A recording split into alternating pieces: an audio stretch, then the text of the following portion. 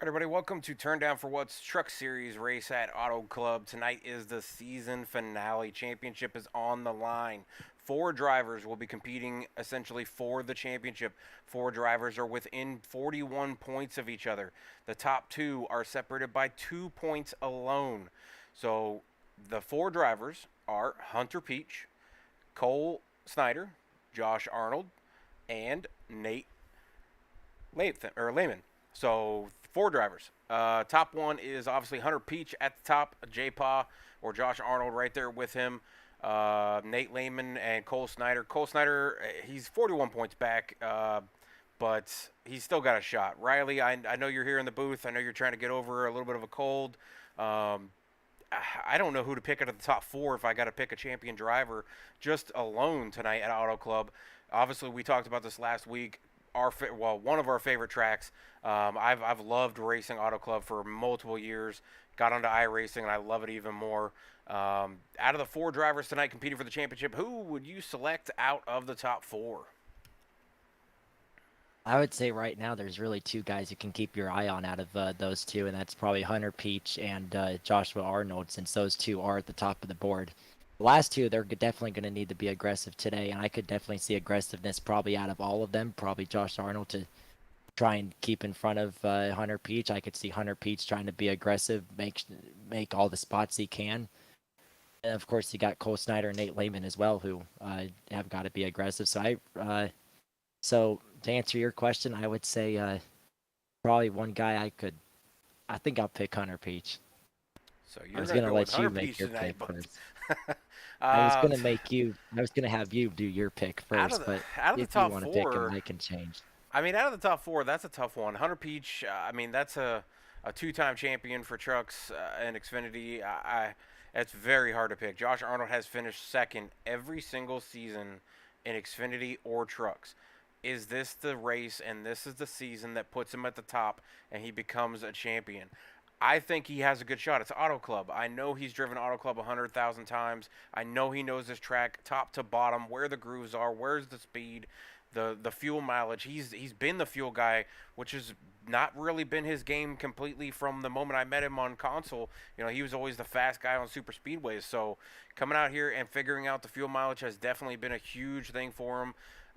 Is this going to become a fuel mileage race? I mean, it's possible. It's not a huge amount of laps, but they do have that 60% fuel mileage turned on, so this does get a little dicey sometimes figuring out the strategy. They don't have stage brakes, so unless a caution comes out, and these guys have been very clean. I mean, we watched them go multiple races where they've been less than two or three cautions over and over and over and over.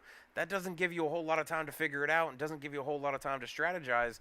So you really just got to go out there on track and go as fast as you can. But I think conserving the tire at this, nasty, gritty, driver's style of a track, you got to go out there and conserve tire. I think that is the only way you come out on top tonight. It's not just speed, it's got to be strategy to go out there and figure out how to save tire, how to conserve that tire to be fast on a long run. Out of the rest of the drivers or as a field itself, Riley, who would you pick to win tonight's race? Out of the field itself to win tonight's race, I'm gonna probably have to.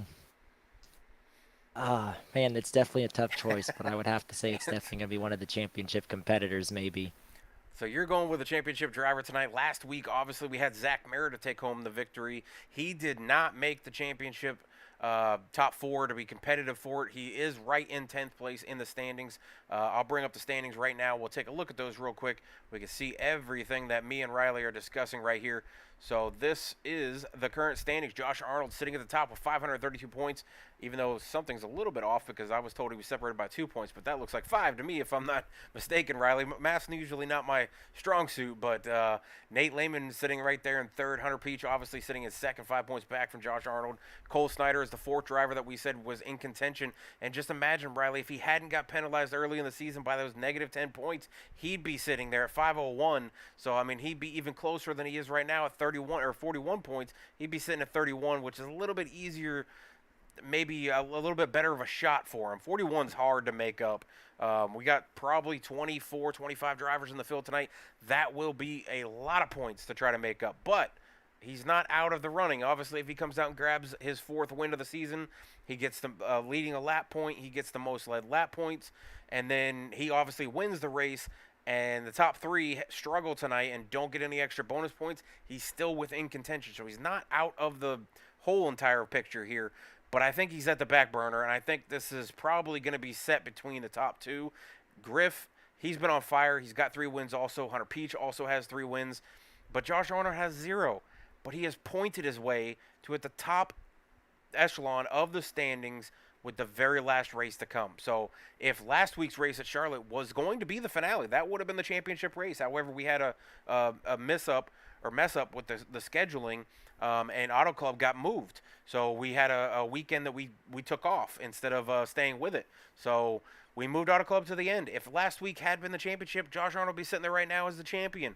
But we added the race back since we missed it, and now we're at Autoclub. So this is going to get really difficult. I don't know who to pick out of this. I can't go too far from I think as a winner of the rest of the field, I think maybe Shad is probably one of the ones I'd really watch. He's really fast at Autoclub. His very first race on console was in an NNR. It was at Autoclub. Him and Jordan Bain had a door banger all the way to the finish. Both of them in their very first races on console on an NNR, both super fast drivers. Both of them really good drivers as well. So I think this is probably his favorite track to drive. He's been really fast here, but I think Josh Arnold might grab that first win of the season. That's who I'm really hoping to come out and see and get that first win of the season. You know, we've only seen a few drivers, or what was the last 10, 15 years, that won a championship without a win before they changed all these, weird points and everything else through NASCAR. So I think Josh has got a shot. But Riley, before we get any further here, let's go ahead and throw it in the national anthem and come right back as they're getting ready to finish up qualifying. So give me just a second. We'll be right back after this national anthem. Big salute to red, white, and blue, all the men and women out there running towards danger, all the military members, first responders. Thank you, and we love you guys. So we'll be right back after this.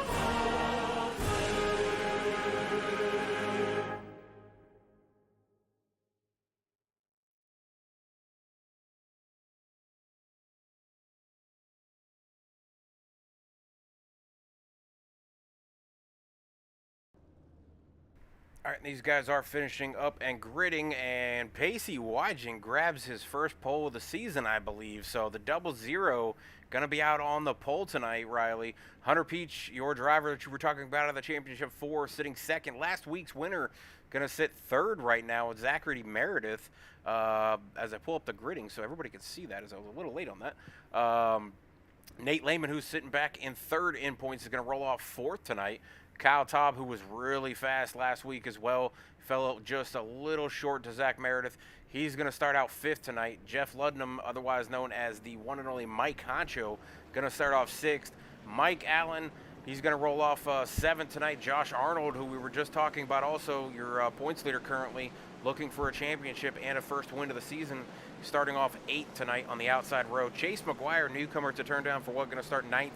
Christopher Murphy, my boy and my team, KS Gaming, he's going to roll off 10th. Cole Snyder, 11th. Andrew Chapman, 12th. Dale Rapp returns to turn down for what in his 50 machine, sitting 13th. Mike Campbell, the third. Papa Bear's son going to roll off 14th. Byron Jones in that 44 is going to roll off 15th. Shad Swatsworth, who I just named a little bit ago, is one of the drivers to watch for tonight. He's going to roll off 16th in his one truck. Jose Ruiz, returning after a couple weeks missing, going to be 17th. Enrique Kiona is going to roll off 18th. Joshua Roberts in his 69 machine going to roll off 19th. And Mike Campbell, Papa Bear, going to roll off 20th. And returning to turn down for what is Braden Holt in his 54 truck. He's going to roll off 21st tonight. Pretty big field tonight, Riley. Yeah, this is a really big field, and right now, that's exactly what Cole Snyder was really hoping to see. Gonna give himself a shot at the championship, at least. Believe it will. All right, we're going to go up to the starter stand and see if we can watch that flag roll. There's the flag man right now. He's getting ready to throw it as they're in the restart zone, and we're going green. Back to Auto Club for one more time to finish out the Truck Series. I thought this was going to be the final race of Turn Down for What in the trucks. However, they will be returning next season, broadcasted by the one and only Riley. As these guys turn down into turn 1 and 2, it is a very, very wide track. This track has 5-6 lanes that you could drive it around. A lot of guys like to get down to the bottom, maybe float to the outside, go to that wall coming off the corner, and then scream down those front stretch or back stretch, and then dive it down into the corner. I preferably like to stay, if you look at the black lines on the track, those are the seams between the lanes. I like to put my lefts right on the second black seam and kind of roll through the middle and then kind of let it float to the top and then come back down to the start stripe. These guys get fanned out all over the place. We are double wide. Sometimes we'll see 3, 4, 5 wide on restart. So get ready for some fun racing at Auto Club, Riley. As you were talking about, I think the area I like to kind of run is about that middle line, kind of where you were talking about, kind of a little bit upward. Sometimes I like changing up my lines a little bit, but I think probably my favorite spot to run is always going to be about that middle to high line. Just feel like you get just a good enough run off the outside corner that you're able to really make a lot of passes up on that outside line. And you can also take those runs, dive down to the inside too. Oh, absolutely. I think that's the preferred line for me. It's just that middle line. I can run the high line, I can run the low line. I just feel like the low line really shreds off the tires with this gritty surface. The low line is probably the line that you'll see a lot of guys running to start the race. They'll kind of migrate up the track as the race goes on. You know, those laps on those tires, they start to wear off, so you don't have as much grip, so you start sliding up the track, trying to carry as much speed through the corners. But I think that low line is where you're going to see guys trying to make the passes, where they come off that high line and they dive it all the way down to the white line, sometimes even using the apron to try to make that pass and try to get it out of the corner as fast as possible and carry the speed so that you don't get crossed over.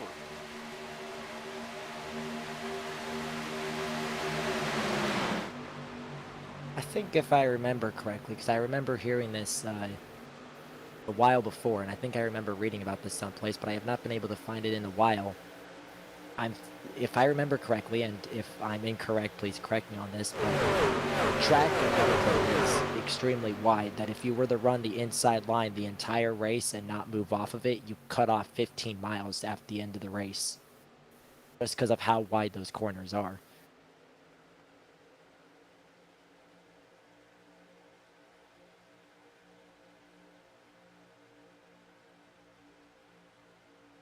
A little bit of 3 wide action though, just behind the top 3.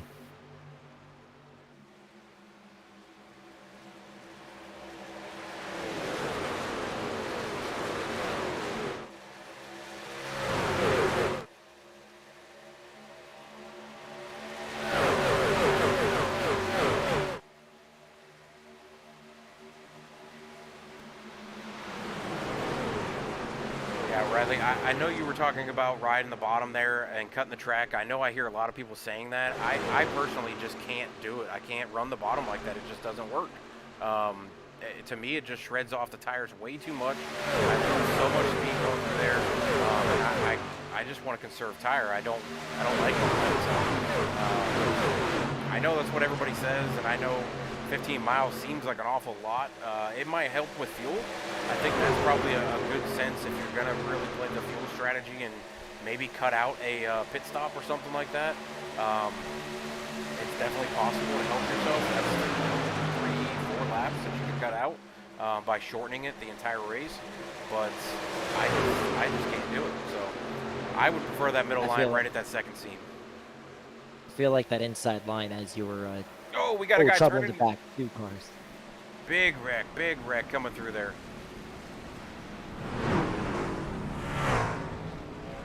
That was a couple cars there. We saw, I believe that was Nate Lehman that was turned in front of the field. So we'll go back and take a look here as we're now under caution, first caution of the night. Didn't think we would go cautionless with this being a championship race, but that is one of our championship contenders, Riley, that has now got damaged. So let's go back and take a look to see what we can figure out what happened here, what brought this off. I think what I'm seeing is that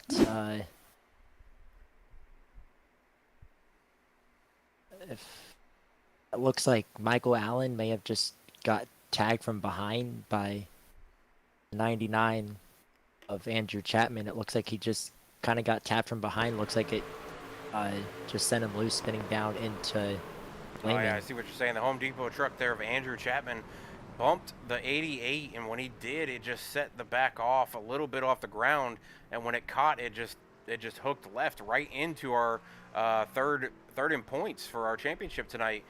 Nate Lehman in that 14 definitely got sent around, so not a good night to start this race for him. We'll see if he can recover, get back into this thing. I don't know if he's going to be able to recover like that. They took fast repairs away from the Xfinity Series. I believe they kept them for the truck, so he might be able to repair that truck. But this is a long race. I mean, we've got 120 laps. We're only 8 laps into this thing. It's early to use that fast repair, so we'll see if maybe he sits on pit road for a while, fixes up that car as best as he can, limps it around until he needs to use that fast repair and get going towards the end of this race. Back up front, though, Riley, Pacey Wygant got the pole tonight and is still out front. There was a few passes there. Hunter Peach took the lead for a lap. Zach Meredith was battling there for the lead as well, but Pacey Wygant takes it back over, and he winds up staying out. Does not come down pit road 8 laps into this race. He stays out on track. Is that a good strategy, Riley? I don't know. Tires, to me, are gold at this track, so they only have a few sets. I believe they have 5 or 6 sets tonight. No stage breaks, so if we do full fuel runs, that should be 3 to 4 stops. That means you got 1 or 2 extra sets. Maybe he's trying to hang on to an extra set. 8 laps of fuel, though, would have been nice. Because I think what's happening here is that we're only 8 laps into this race, as you said, and there's still a lot more racing left to go. So I'm going to probably say staying out is probably the right move. I don't think he's worn off his stuff too much, and the last thing you want to do is already have to use a set of tires 8 laps into the race. Probably best to try and save that as long as you can go. Try and save your sets as far as they can, or at the same time, because you're going to probably need those later in the race. I'm trying to look through the field. I know we've got some big news coming up, so I'm going to go ahead and just throw that commercial out there. Make sure you guys pay attention to this. We'll be taking a look at it later on, so make sure you pay attention to this one.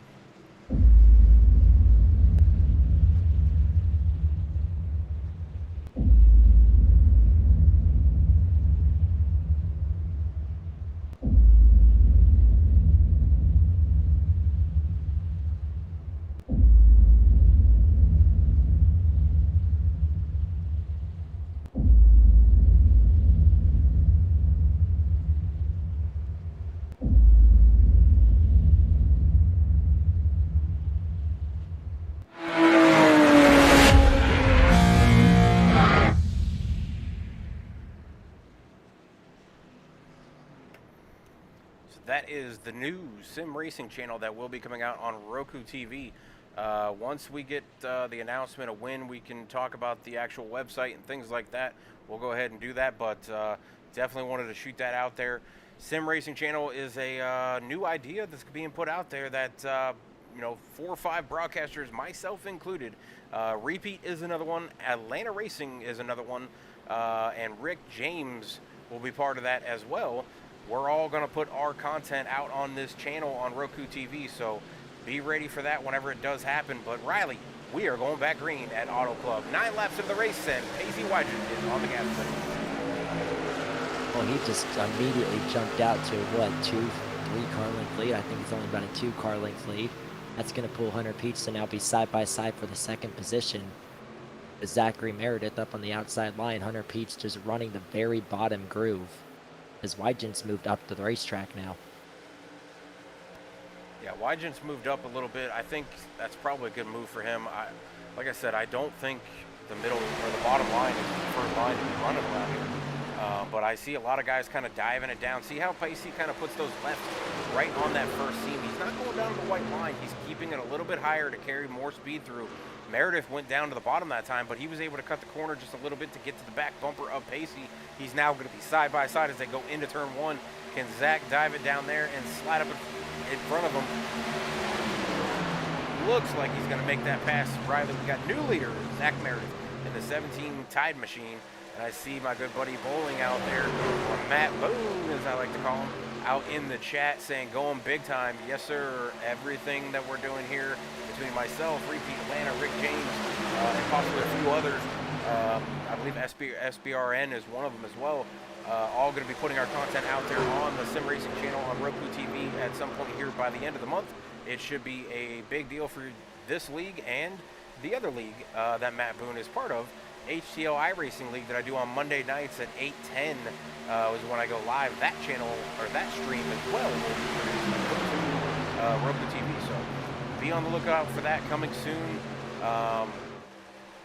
Definitely going to be excited about that. I know myself and the other broadcasters, Mike York and Stan Carnathan, are the ones that talked to us about this and brought it up for another guy that is producing and doing all of this stuff. I'm sure we'll have a big announcement be put out at some point here, but I know they gave us a commercial and said run it and give people interest and things like that. So this is going to be huge, and I know Repeat, he's out there in the chat saying, what's up, Bowling?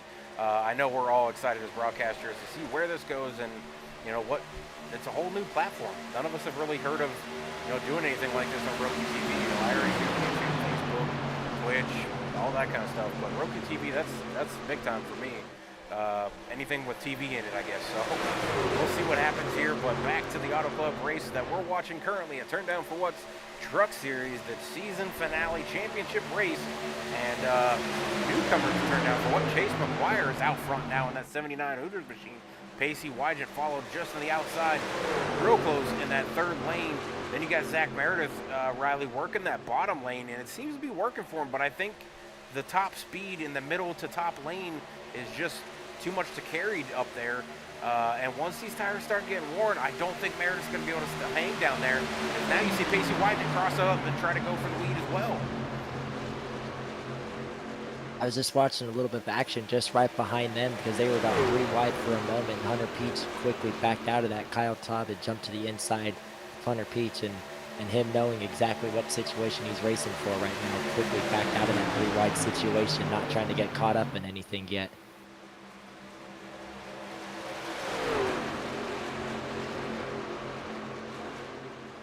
So what it looks like here is, it looks like the championship competitors are kind of just letting everybody else run and do their thing. It looks like they're more worried about points right now as they 3 wide as we come through the front stretch. Whew. Zach Meredith trying to take it on the bottom line. Pacey Wygen running that middle line that I was talking about. Chase out on the top line. And we got 3 wide as we came through there for the start stripe. That was very interesting to watch them come through there. From the inside. Meredith got it to work from the inside. However, now he's going to be back put 3 wide again. 3 wide for the top spot. All 3 are not championship drivers. So these guys out here are putting everything they can on the line to try to come out and steal this win away from one of the championship drivers. Do not give them the easy way into the championship by securing their spot with a win. They're just trying to come out here and get the trophies. And Zach Meredith's going for 2 wins in a row, Riley. He won last week. So is he going to come out here and say, hey, if I had made every race, he did miss a few. Oh, Chase McGuire blinking there a little bit. Chris Murphy, though, out on the outside trying to follow him.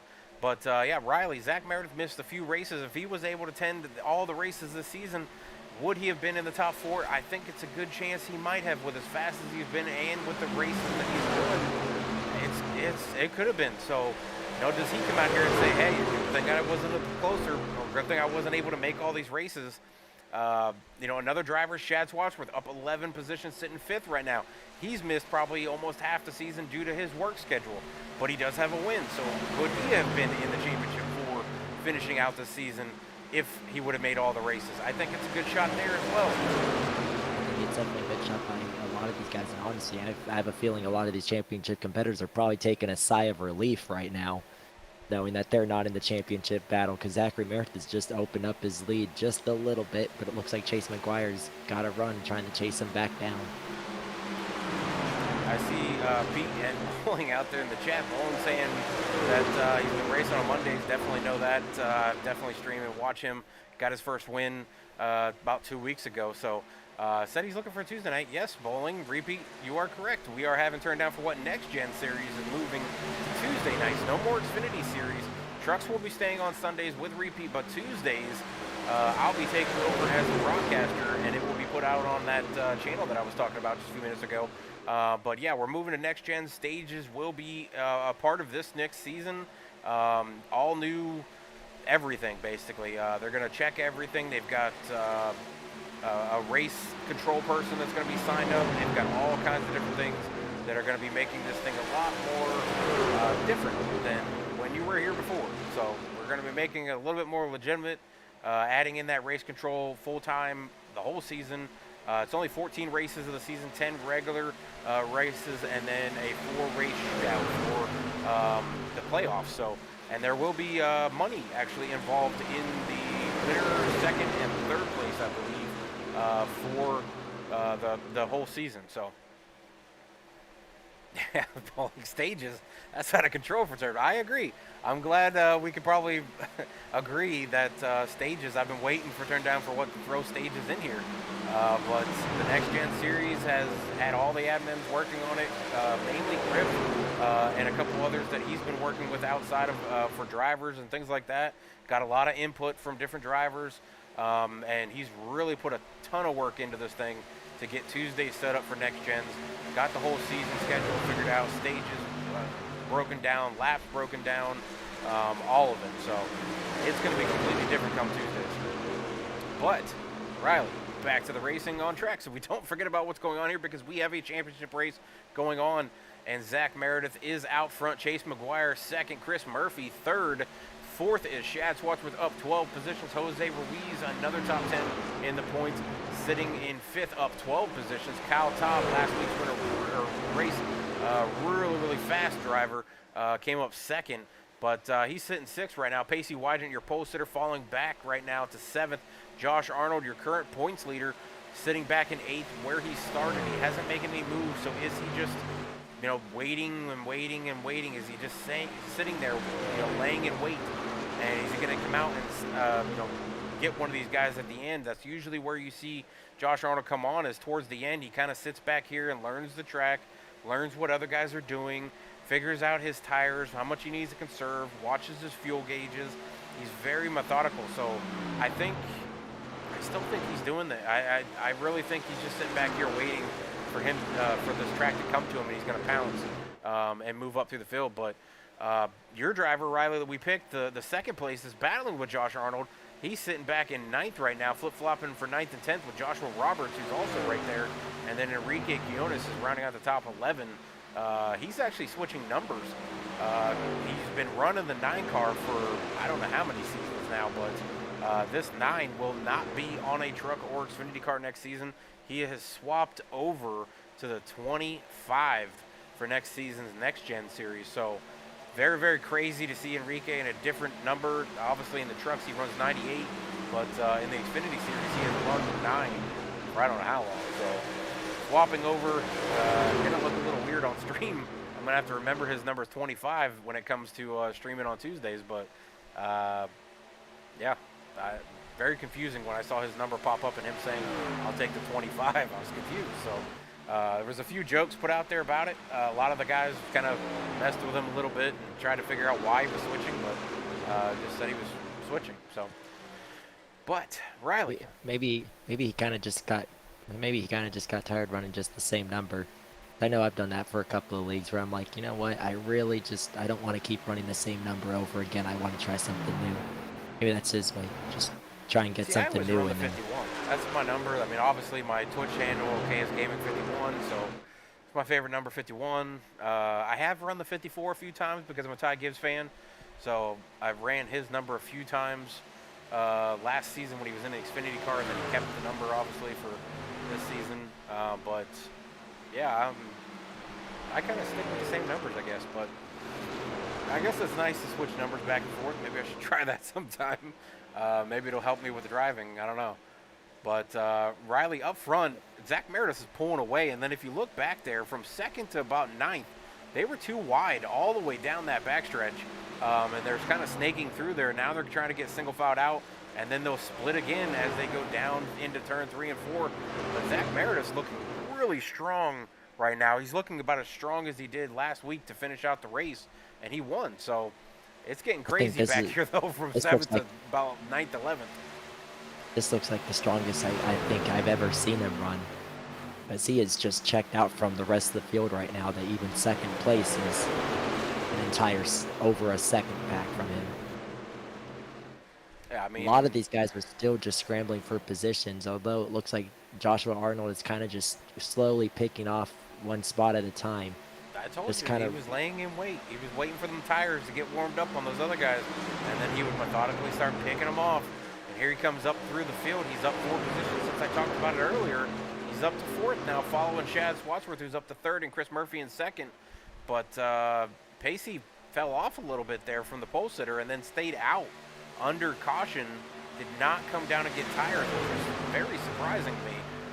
And he slipped back to about 6th now.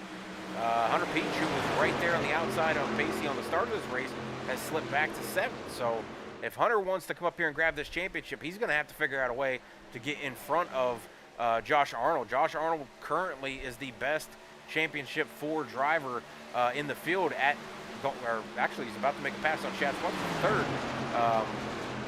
So, I mean, that doesn't really bode well for the rest of them. Just had to check up a little bit. He was sliding up the racetrack. I saw him just check up just a little bit. Chase McGuire just hit the wall further back behind them, but he's still okay. He stayed green right now. I thought we were about to have a wreck further back, but they saved it. But now Joshua Arnold's going to make another attempt. He's going to try and battle for that 3rd position once again, making a 2nd attempt at it. However, this is going to immediately pull. Looks like the rest of the guys trying to catch up to this battle. That's just going to allow the 2nd place driver of Christopher Murphy to start pulling away. Just little by little, but Jose Ruiz is now joining the battle for 3rd. He's going to try and take 4th away from Joshua Arnold.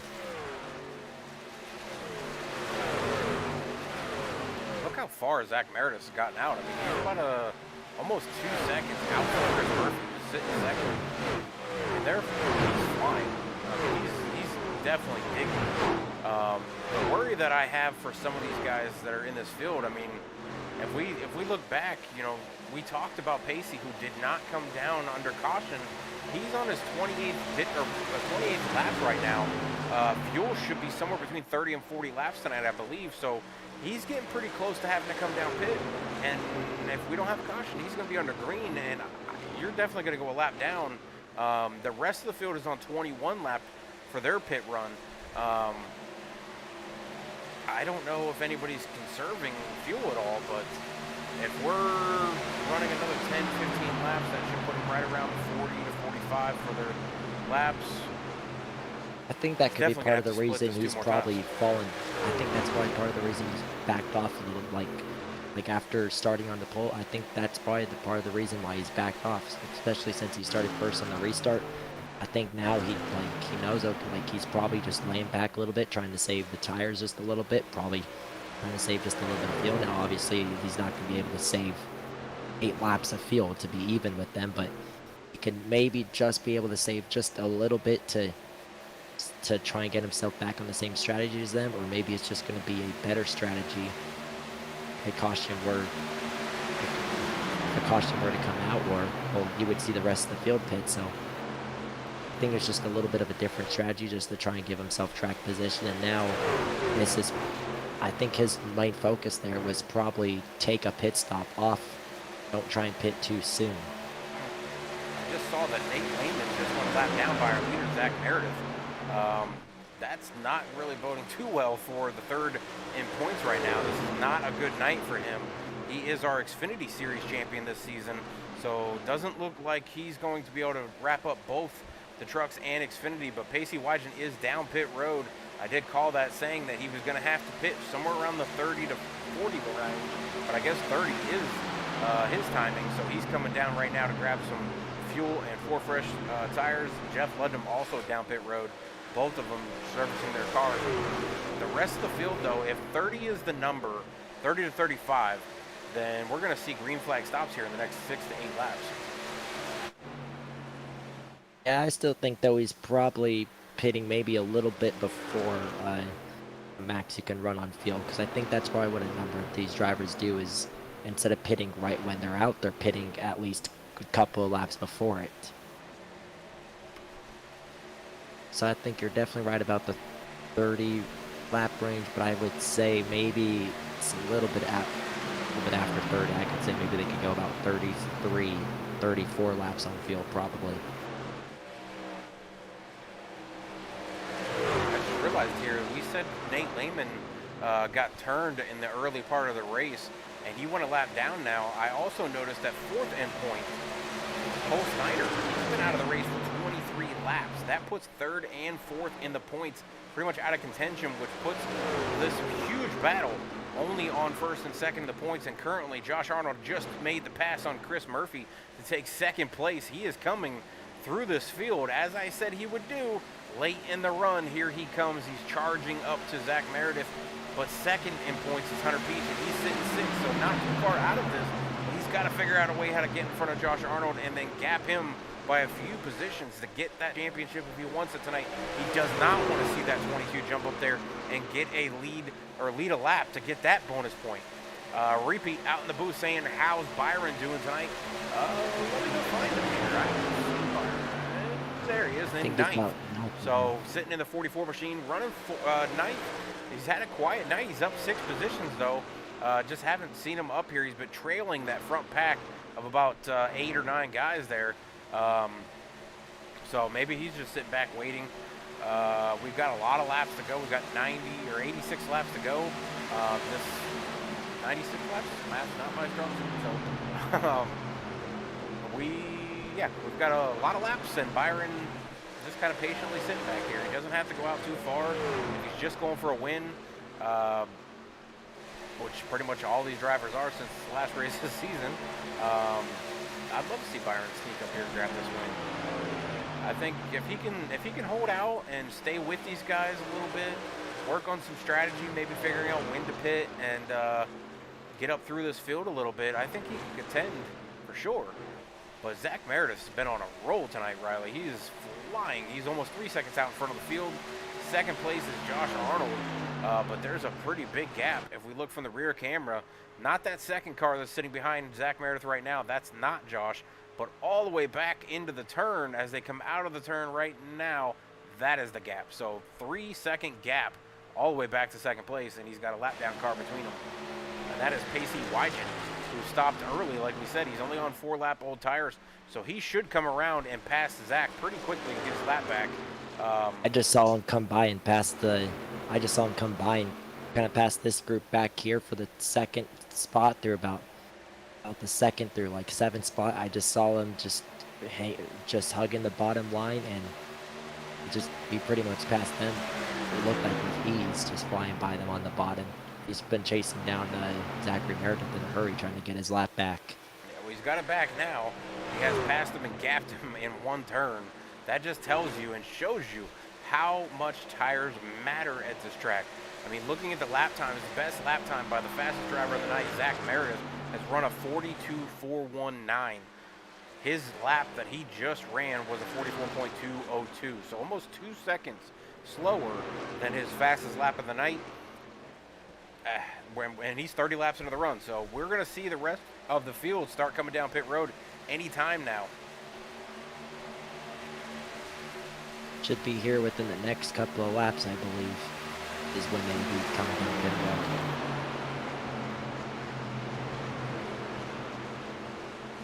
Hunter Peach, though, climbing back up through the field. He's creeping up closer to Josh Arnold's bumper. He's side by side right now with Jose Ruiz back there for about 4th and 5th. Then he's got Chris Murphy also right there with him. And then J-Paw out in front of him, rocking the yellow rims tonight in that shell paint scheme. Or is that Pennzoil? Yep, Pennzoil.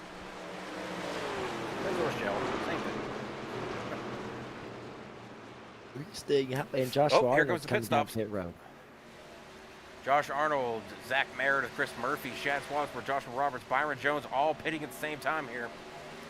Nobody has any mistakes, no mess ups. All get into their or get into pit road pretty easily.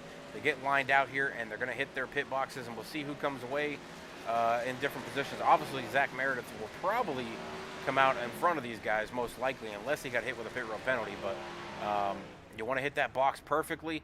Josh Arnold a little sideways in there, but still going to get serviced. Left sides are going up, or right sides are going up. Left side's going up now.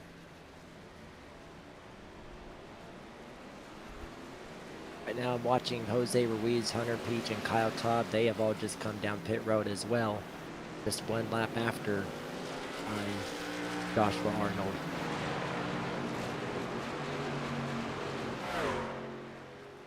There comes the around the apron, and Zach Meredith probably going to come away with this lead, I would think. But Well, he had about a 3-second lead. I think he should be able to come out yeah, with I mean, it. he should. So it's pretty obvious he probably should. But you never know. Jose Ruiz, he just came around, led a lap, and now is down pit road with Hunter Peach and Kyle Taub. They ran an extra lap compared to those other guys that came down pit road right there. Pacey actually might come away with the lead now that I think about it, because he pit earlier. So looks like he's out in front of Meredith. Yeah, Pacey's going to come away with the lead. That's going to put the field stacked back up in front of him. So it's going to be Pacey Wygen out to the lead. Zach Meredith second. I think it's going to be Andrew Chapman third. It's going to be Jose Ruiz. It's going to be fourth. Mike Concho in the 37. Jeff Ludnam is going to be fifth. Josh Arnold's going to be back to sixth. But those guys are on older tires too, so don't expect them to stay out there too much.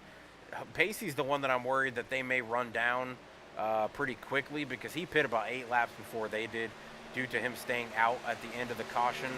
He didn't pit, so he lost about 8 laps to everybody else, and he had to come down first. So that's the gap to him in there to Meredith is 3.5, almost 4 seconds. So he's got a pretty good gap, but I don't think he's going to hold on to it more than about 10, 15 laps. I think with this gap, this is actually good for him to probably start backing off a little bit as well, because he can definitely focus on saving with a 4-second gap above second place Zachary Meredith. So this is definitely a chance for him to really kind of start saving just a little bit of tires, saving just a little bit of fuel.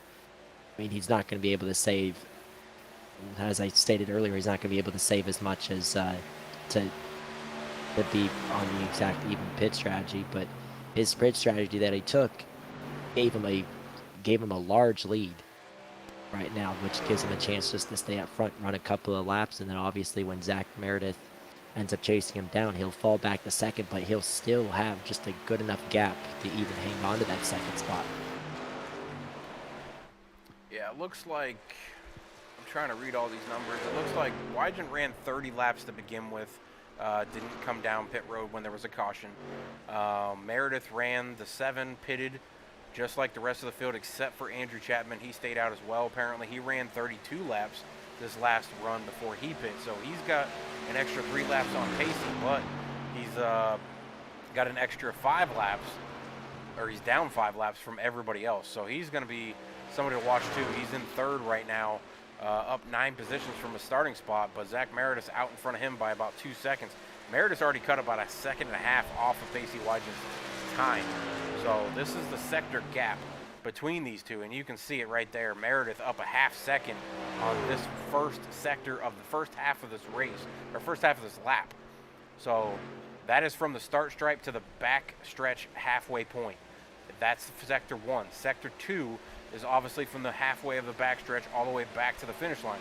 So right now, Meredith, another 3/10 right there on the sector 2. So he just gained 8/10, almost 9/10 in one lap.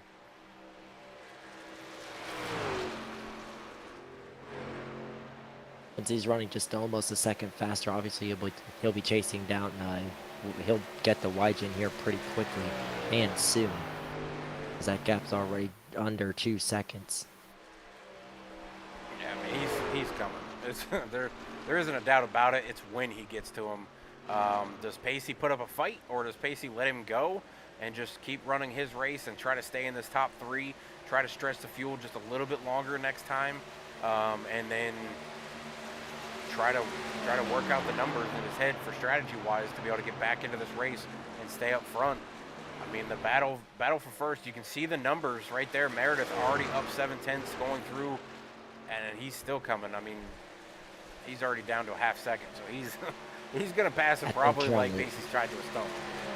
I think here on this next lap, he's gonna pass him, and however, that's still gonna give Pacey Wygen still a large enough gap to hang on to that second spot. Yeah, he's gonna have 4 seconds on Andrew Chapman back in third. To come to the start-finish line, it's about... Epi cut that down 9/10 already on his back bumper. He's just going to take the lead away with ease here going into turn 1. Unless Wygen tries to fight back on the outside line, but he's not going to. He's going to let Meredith take... I think he's going to let him go and just try to get in his draft a little bit.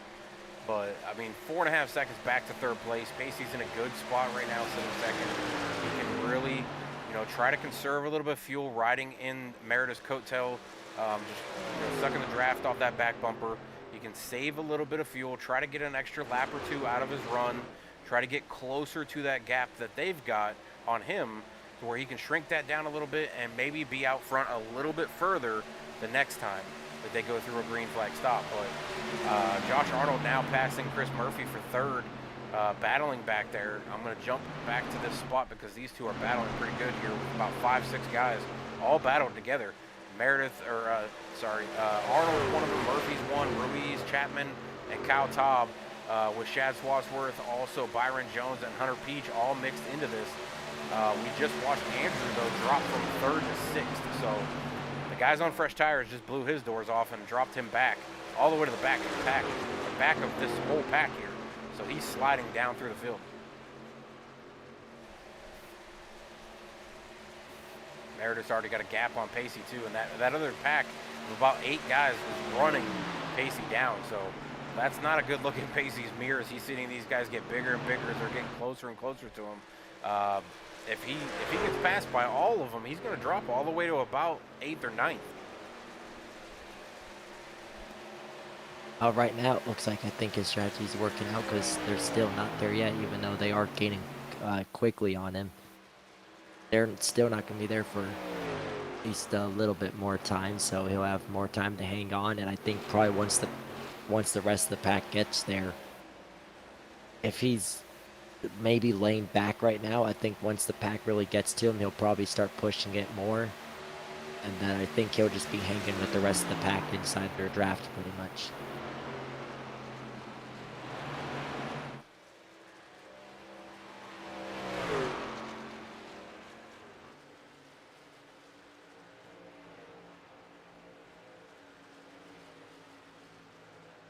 I mean, he's got to work on this gap. It's 7 or 8 laps that he had to pit early. I think he's got to be able to tag along, try to stick with their draft. Obviously, Andrew, he got left a little bit. He's fallen off of this pack about 2 seconds already, so he can't fall back to 8th or 9th and then lose that pack. He's got to mix in with them. He's got to be able to stick with them and stay in their draft to conserve as much fuel as possible. Try to run this run here an extra lap or 2 to gain a couple laps back to these guys, because he's having to pit 7 laps ahead of them, and clearly we just saw it. He got out to about a 4-second lead after the green flag stops, but Meredith ran him down in 10 laps. So if he's going to be able to really work this strategy and stay in the front, he's going to have to extend his run another lap or 2, at least this pit stop and the next pit stop, to try to gain 4 laps closer. That puts him within a 3-lap window. That's a little easier of a time to stay out in front of these guys, I think, Riley. Yes, I kind of just lost track of my train of thought there for a little bit, so I wasn't able to carry on that. But exactly pretty much what you were saying there. Kyle Todd moving up into fourth place, though. He's making the pass on Chris Murphy. Uh, Super strong last week, obviously led a bunch of laps. He was one of the faster trucks, Riley, and came away second. Does he come back and get a win this week? Meredith, the guy who ran him down and passed him towards the end of the race, came away with the win.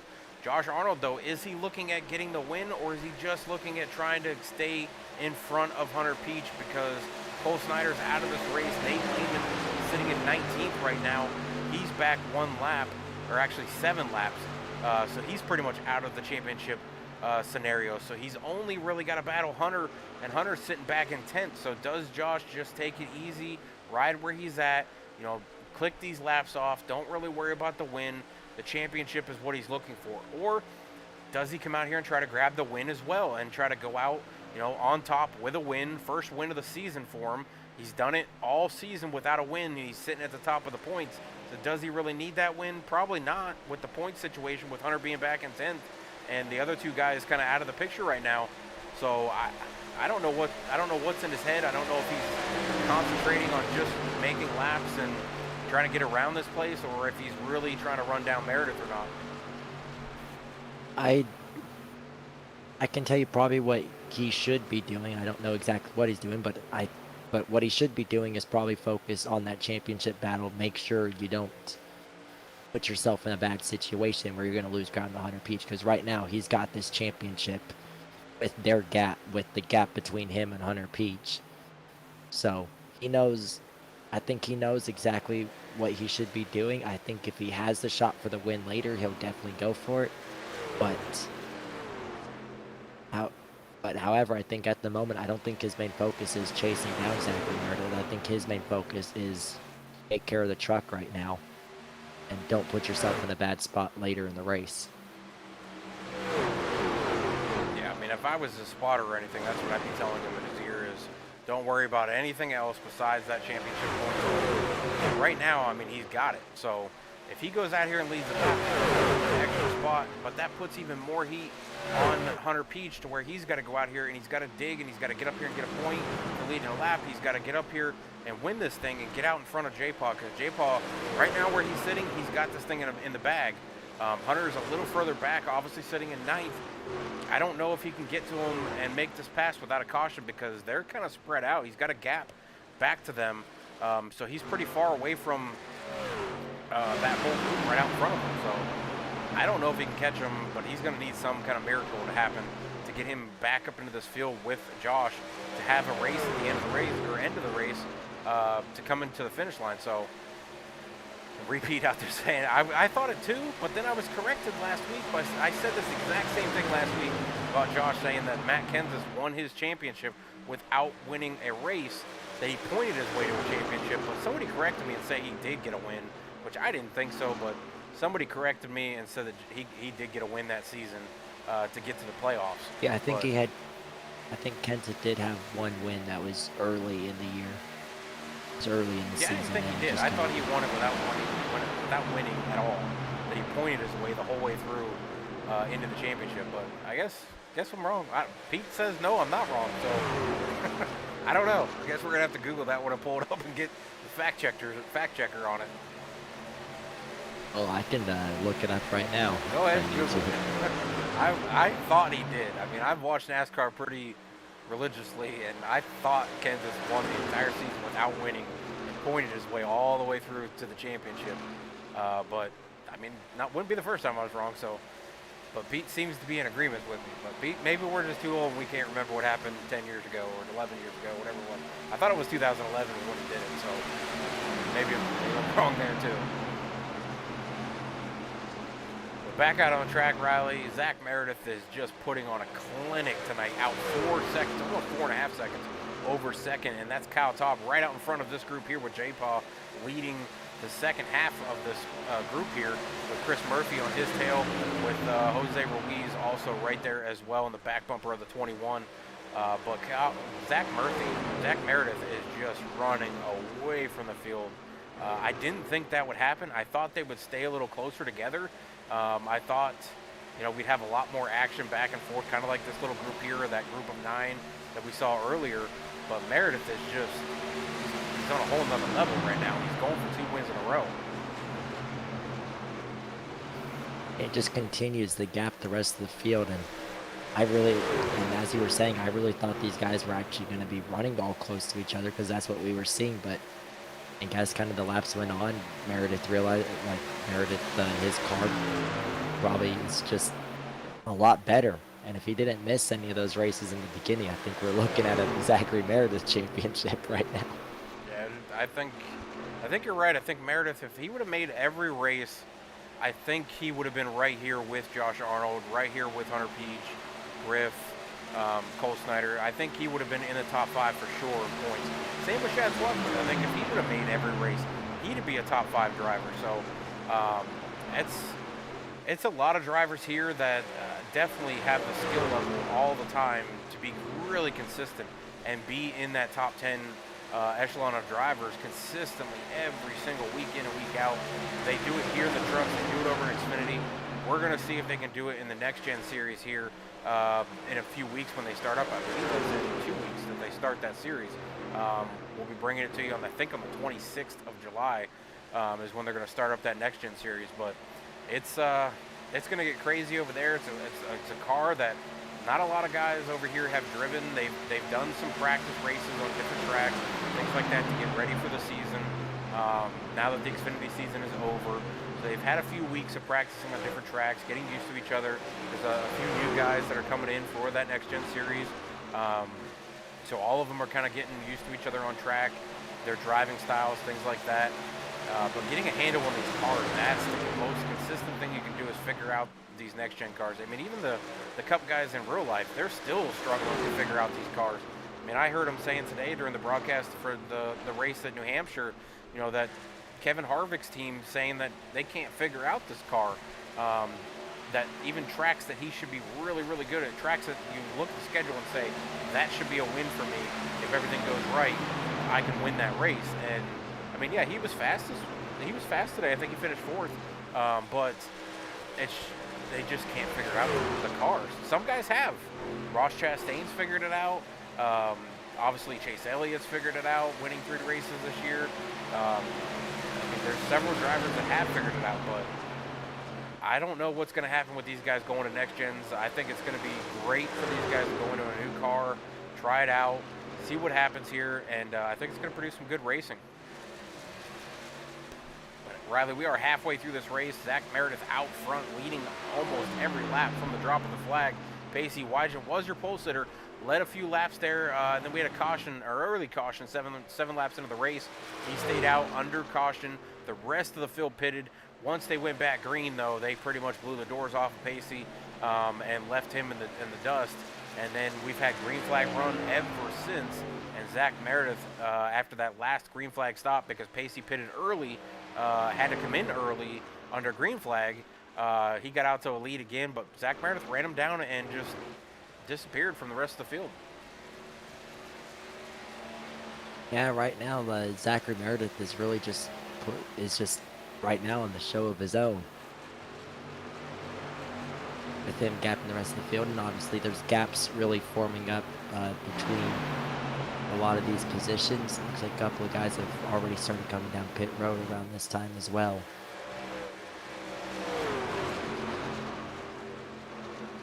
Looking through, it really looks like right now the pack that is closest to each other is the pack with Christopher Murphy, Jose Ruiz, Joshua Arnold, Chad Swarthworth. Chris Murphy and Jose Ruiz made that pass on Josh Arnold for 3rd, and that put him right back in the grasp of Hunter Peach. Hunter Peach now making the pass on Chad Swarthworth and coming around, or is that, nope, that's Pacey. Sorry, that's Pacey on brand new tires trying to get his lap back. He's coming up through the field, but that does put Josh Arnold back into 5th, Chad Swarthworth 6th. Hunter Peach is now 7th, but he's back from this group about 2.5 seconds, so he's got to make up some time. I think Hunter might have to throw in some strategy and try to pit before J-Paw does. He's got to get on a different strategy. Right now he's on the same exact lap count as Josh Arnold and them. Actually, he's 1 lap less. So if he can get on the same, or get off of the strategy he's on and maybe cut this another lap and try to get out in front of this group, I don't know what else he can do. He's got to figure out a way to get closer to J-Paw. He's sitting back apparently, according to the standings, 5 points. As I bring that standing box back up for you to see, he's sitting 5 points back from Josh Arnold, and Josh Arnold has not led a lap tonight, so he doesn't have that bonus point. But if Hunter can get up here and lead a lap, that would put him back to 4 points, and he's got to figure out a way to get a couple positions in front of J-Paw by the end of this race. He's only 2 positions back from him, but he needs another at least 4 positions and get the bonus point to even tie him. So if he can get up here and win this race, though, that changes. I'm going to say right now, I think what probably he needs to really put himself onto a different strategy, give himself a shot at this championship, is he's probably going to need a caution at some point in time in these last 60 laps. He's going to need a caution at some point in time to really kind of bunch things up, and then he's got to try and make his move there. He's got to get in front of Joshua Arnold and hang on, and actually he's got to probably pull away and put a number of cars in between them. However, Arnold has got it in control to where even if Hunter Peach were to get by him, he just got to stay close to him. If he lets Hunter Peach put too many cars in between them and go up there and lead a lap and get the bonus point, then that's really going to make his situation a little bit tough. But so Joshua Arnold knows that even if he finishes behind Hunter Peach, he still is in the championship lead, as long as he doesn't lose too much ground to him. Yeah, I mean, that's what I was saying, is Hunter's got to get to him, and then he's got to gap him by a few positions. So he's got to figure out a way to get at least 5 positions in front of him just to tie him if he doesn't get a bonus point. And right now with J-Paw sitting in 5th, he's got to make that pass and then get to the win. If J-Paw slips back in the field a little bit, that helps Hunter, because then he can go up to 2nd and get the win. He could go up to 3rd and get the win, depending on how far back J-Paw goes. But J-Paw's been consistently in the top 5 pretty much the entire night, except for, I mean, the drop of the green, he was sitting in the 8th. But I mean, we're gonna have green flag stops again. Leader Zach Meredith, Kyle Taub 2nd, Josh Arnold, Byron Jones, Joshua Roberts, all coming down pit road right now for their 2nd green flag stop.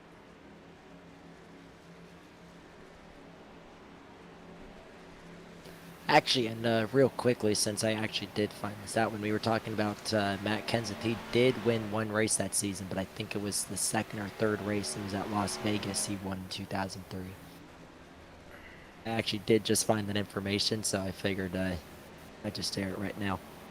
Yeah, I'm trying to find it. I've been digging through it, trying to find it. I thought it was 2011. What year was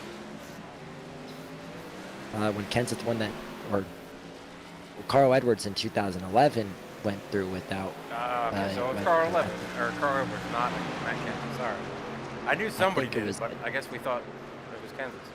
Yeah, but Tony Stewart ended up having to win the last 5 races, or 5 of the last 10 races. That year. Huh. Yeah. I don't know if anyone's really won it without a win. All right, well, Pete, we're old. We can't remember things, so. Actually, be one guy. I think maybe Matt Craft in the Truck Series, I think, did it 1 year. I think he didn't have a win, if I remember correctly, but not sure. Actually, I see what you're talking about. It was 2003 that Kansas won it, and he won at Las Vegas. And won. That was the only win he had that season. Yeah, that was the 3rd race of the season in Las Vegas. And he won the championship that year. All right, well, if J-Paw comes out and wins this race tonight, then he is pulling him at Kansas. Yeah. Oh, why not win now?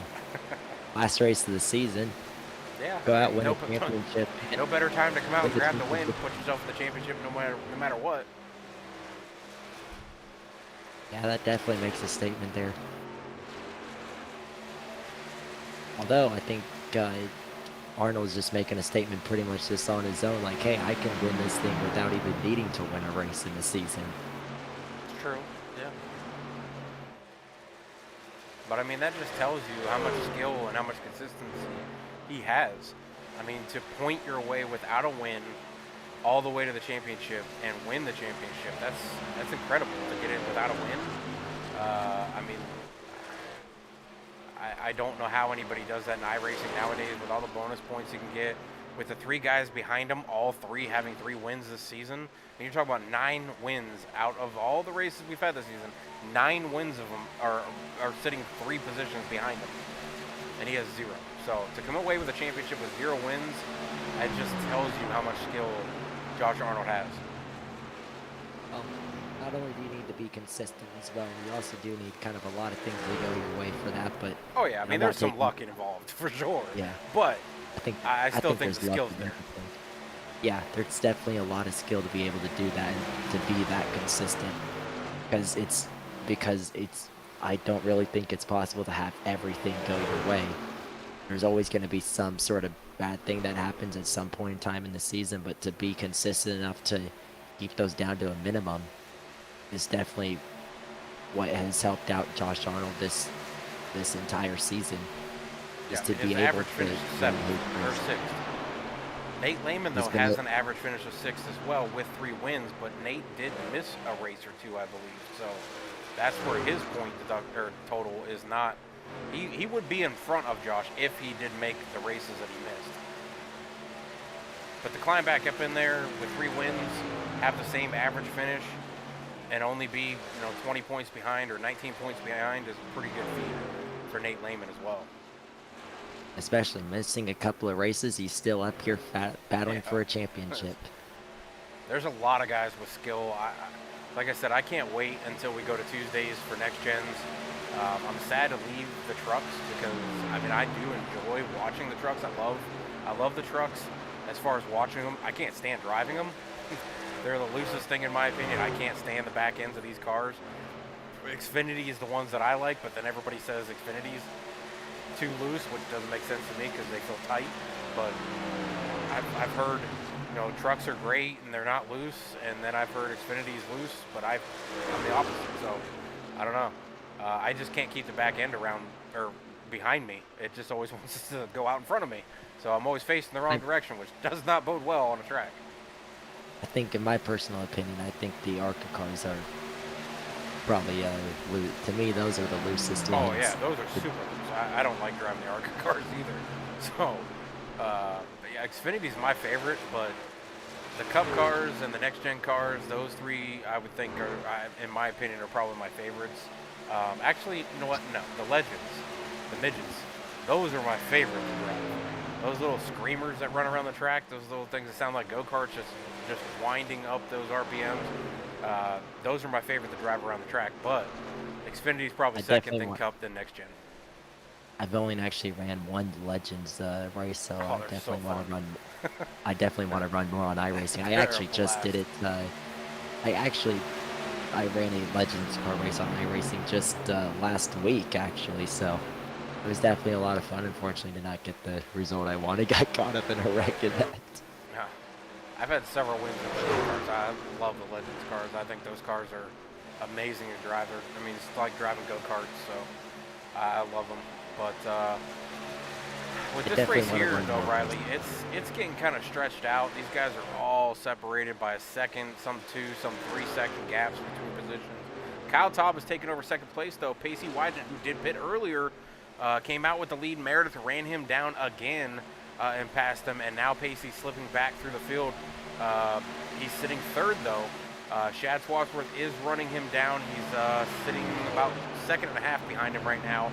Jose Ruiz just got passed by Shad, so those guys are both in 4th and 5th. Chris Murphy now sitting 6th. Andrew Chapman 7th. Hunter Peach 8th. And look what happened, Riley. Josh Arnold now behind Hunter Peach. And I stopped paying attention for a little bit during the conversation. I didn't see what happened. Well, I think that was pit stops. Hunter stayed out 1 lap further than Josh did. So I think he just got through it better. And actually, now that I'm looking at it, Hunter had a faster pit stop too by about 3/10. So that's probably a helping gap there too. But Arnold's got the fresher tires, so we'll probably see him make the pass. But I don't think Hunter's going to give it up very easily to him. I think he's going to go pretty hard with this. And I do have to mention also the paint scheme of the 26 B-Water. I know there's a few drivers out there that were racing in the B-Water series when it was going on. definitely look at them. They're now on sale on Amazon. Bee water is very, very tasty. Me and my wife drink them all the time. I actually prefer drinking those than like the regular water you can get at Walmart or like the Aquafinas or whatever. Um, they're very, very, very good. Might have to try that one time Yeah, then. you'd have to order them. I order them directly from the website, or you can go on Amazon.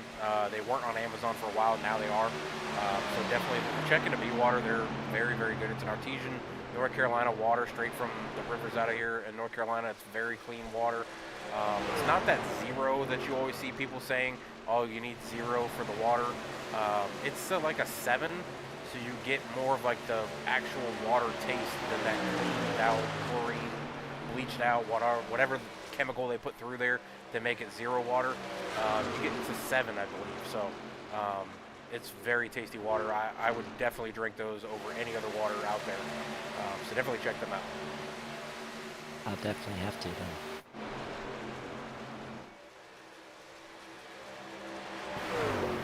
Cal I've Top noticed is that running Josh down Arnold Zach is- Meredith though. I actually did notice in this championship battle that there were a couple of times that it looked like Joshua Arnold was trying to make a pass and Hunter Pete was able to hold him off, and now he's got just a small bit of a gap, about a car length, about a few truck lengths in between them, but Arnold's kind of slowly reeling that back in again. But see, Arnold doesn't have to pass Hunter. He can watch him and just ride behind him. Hunter has to gain more positions and be further. He needs at least 3 or 4 positions to get the championship from Josh Arnold. So as long as Josh can either stay in front of Hunter or stay right with him, Josh has got the championship wrapped up. So Hunter is the one that has to go out there and attack this track, attack the drivers in front of him, and try to get position away from Josh Arnold. He's got to hope that those positions that he makes passes on stays in front of Josh Arnold, so that Josh Arnold doesn't go out here and make the pass as well, or else he really has no chance. So Hunter going for 2 championships in a row in the Truck Series. He's got 3 wins this season. Does he make it a 4th win? Does he make it a 2nd championship? Not if Josh Arnold has anything to say with it. This dude has finished 2nd, I think, 3 seasons out of Xfinity and trucks in a row. He does not want to sit 2nd the points again. The other 2 drivers that were in contention for the championship, they're both kind of out of the race. Nate Lehman back in 18th, 1 lap down, or 8 laps down, sorry. Cole Snyder out of the race. Looks like for 61 laps. Not sure what happened to Cole. It doesn't look like he even gridded maybe, so not sure what happened there. But we've got 41 laps to go. It is crunch time for these guys. We're going to probably have one more pit stop before this thing's over, Riley. And I don't know who comes down first, but Pete put it out there. Thank you, Pete.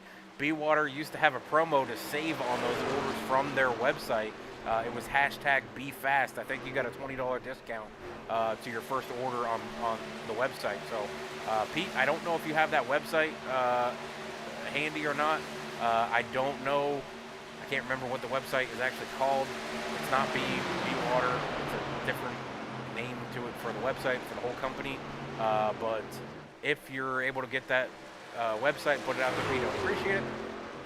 But yeah, I don't know if the promo is available either anymore, Pete. I just order them on Amazon now. Seems to get here a little faster, but if you can make it to the website, definitely try that #BeFast for the promo code to get that discount. But yeah, there it is, www.bewaterbu.com. So check out the website, go to #BeFast, promo code if you can, see if that discount still works. But delicious water. I mean, I drink it, my wife drinks it, we put it in my kids' juices sometimes, things like that, just to get them different water, because I can't stand the bottled water taste from other companies and stuff. It doesn't taste good. It's just, I don't know. I don't know if I just have a weird taste bud or not, but the artesian style of Bee Water is delicious. But Riley, we've got 39 laps to go. These guys are on 16-lap run, which means within another 15 laps, we're probably going to see them come down here and grab another set of tires and fuel. The question to you, Riley, is do you come early? Do you split this thing? Do you take 2 tires to try to jump Meredith? Do you take just enough fuel to finish out the race? What is the strategy you would run through your mind as you're going to come through here with 38 laps to go and about 15 to 13 laps before you're going to have to take that pit stop, which would put you about 25 laps to go, 20 to 25 laps to finish. So do you come down when it's 30 to go? Because that allows you to finish. Do you run it out to 25? Do you run it out to 20 to go? Do you take 2 tires and try to hope that you can gap Meredith to get out in front of him far enough? Or do you take 4 and try to run him down? I don't know what the best strategy is here. I guess I would say right now for me, late in the race, probably take 2 tires. I would probably do just enough to where I know I can, at least just enough to where I know I can just make it. Or maybe kind of just, I think what I would do is probably try and stretch it just a little bit, at least give myself, like, if I make it, and I'll just barely make it. If I run out, I'll be just right there at the line running out. So at least something that'll give me just right there. And you also got to go different from what the guys in front of you are doing too, because if you're just running the same exact strategy as they do, you pit on the exact same time, you're not going to be able to gain any ground. So you got to try and, I would say, pit before them. I mean, yeah, I would try to guess when Meredith is going to pit and try to go the lap before him, just to maybe get a little bit of a lap time on the track before he comes out.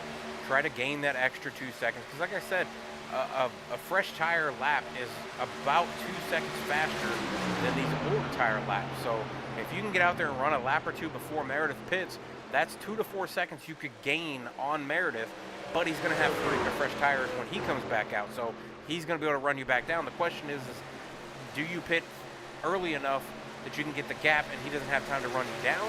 Or do you try to pit after him and try to get the fresh tires and run him down?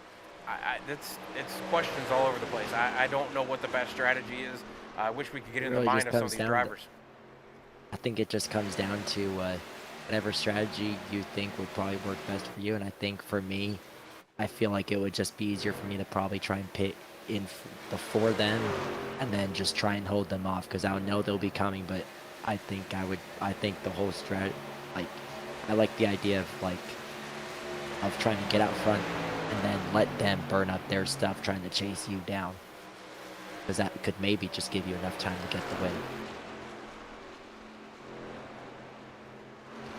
All right, well, before they do this green flag stop here, I'm going to run a quick commercial. I think it's only about 10 seconds, so we'll be right back.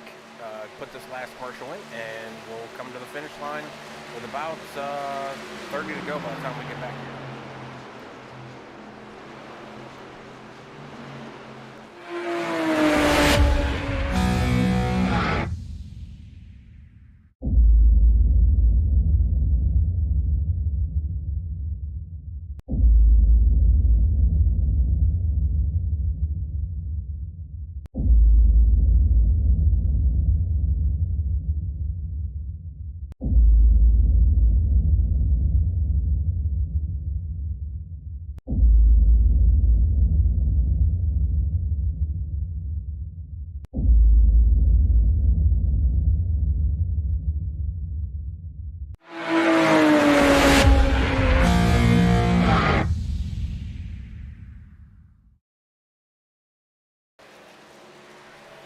All right, we are coming back here with 33 to go, and Zach Meredith is leading them.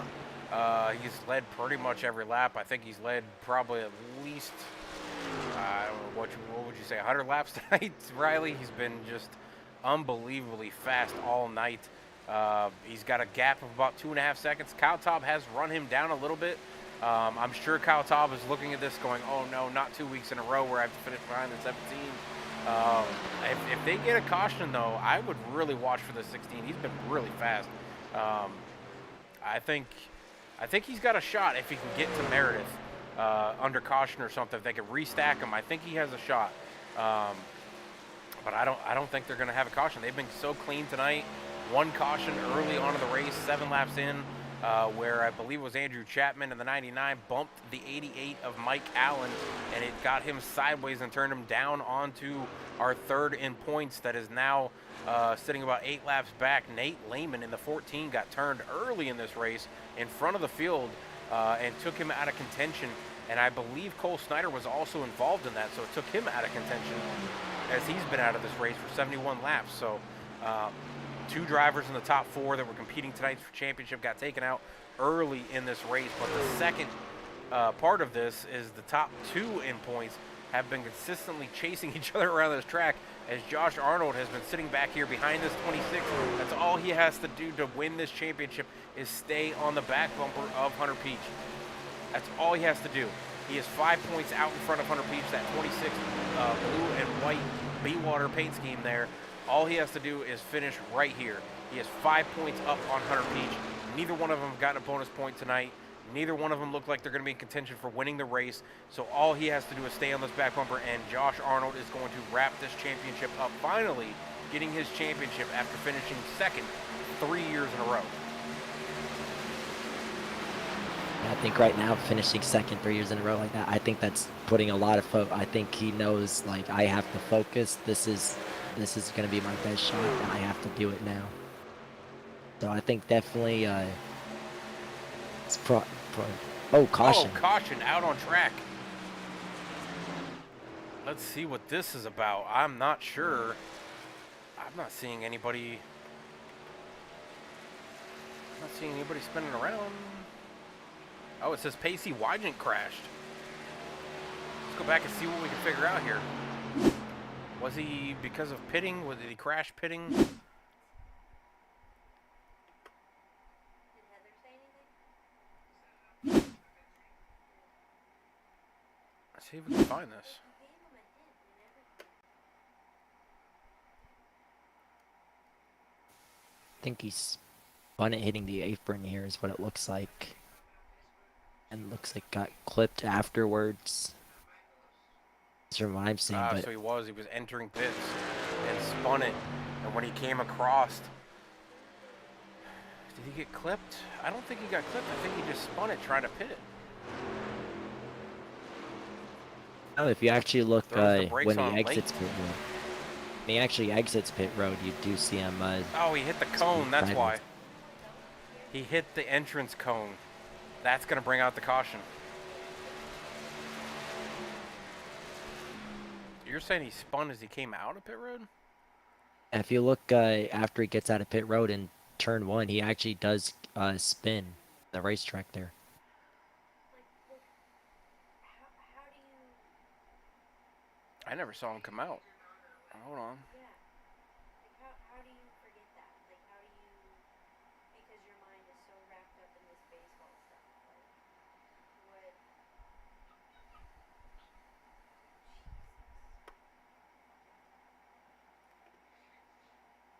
Well, he got the pit road penalty, that's for sure. When he comes out of pit road, it's going to be a little bit down in turn 1. Oh, he got on the track, that's why, and it spun him. Oh, and he Yeah, comes got back clipped down on right it. in front of Andrew Chapman, I believe. He was trying to Yeah, get it back looked on the like- apron. All right, so now that makes sense. Well, that explains the damage he's got there on the tail end, but which one would be the caution for hitting the cone or spinning it right there? I think it's him spinning I it think with the it's caution spinning is it, for. and then would come back down to the apron. Andrew Chapman making contact down there definitely brought out the caution. I thought it was a cone, but he had two big mistakes there. He hit the cone on entrance of pit, spun it and hit it. Then as he came off after serving a penalty as well, coming around the apron there of 3 and 4, or of 1 and 2, sorry, clips the track. And when you get the track or the tires up on that track coming around that apron, it just whips the car around, or the truck around, and he spun it up on the track, tried to get back down to the apron to get going again, and Andrew Chapman was making his pit stop and came out and T-boned him, and that definitely brought out the caution. So, but back out on track, you've got Zach Meredith, who's going to wind up being the person probably who should be in the lead right now, but I believe is, yes, so it will be Zach Meredith in the lead. Shad Swatsford beat out Kyle Taub in pit road. That's going to put him in second place. Kyle Taub's going to be third, Chris Murphy fourth, Jose Ruiz fifth, Josh Arnold sixth, Hunter Peach falling back to ninth. He just pit right there, so he's going to be on 4 fresh tires again. I'm not sure what that sense was to pit.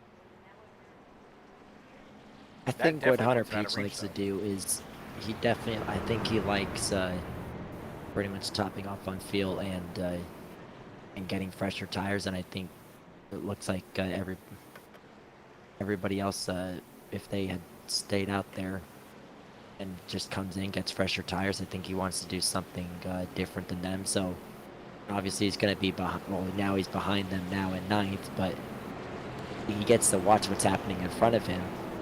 He came in And for then tries- fuel, so I don't get that. I think it was just the top off on fuel. But we have I think 27 that's laps what to it is. go. He's got enough fuel to finish. 30 laps is what they've been running. Well, So that's where I'm confused. I don't know. Why come in and top off? That makes no sense to me. Unless he just didn't want to be in the middle of the pack there and he liked kind of just being a little bit back here. Yeah, but he lost sight of Doesn't Josh Arnold. So Yeah, it's all I'm over not the place. sure. I don't know what's going on with him, but apparently he's trying to do something different.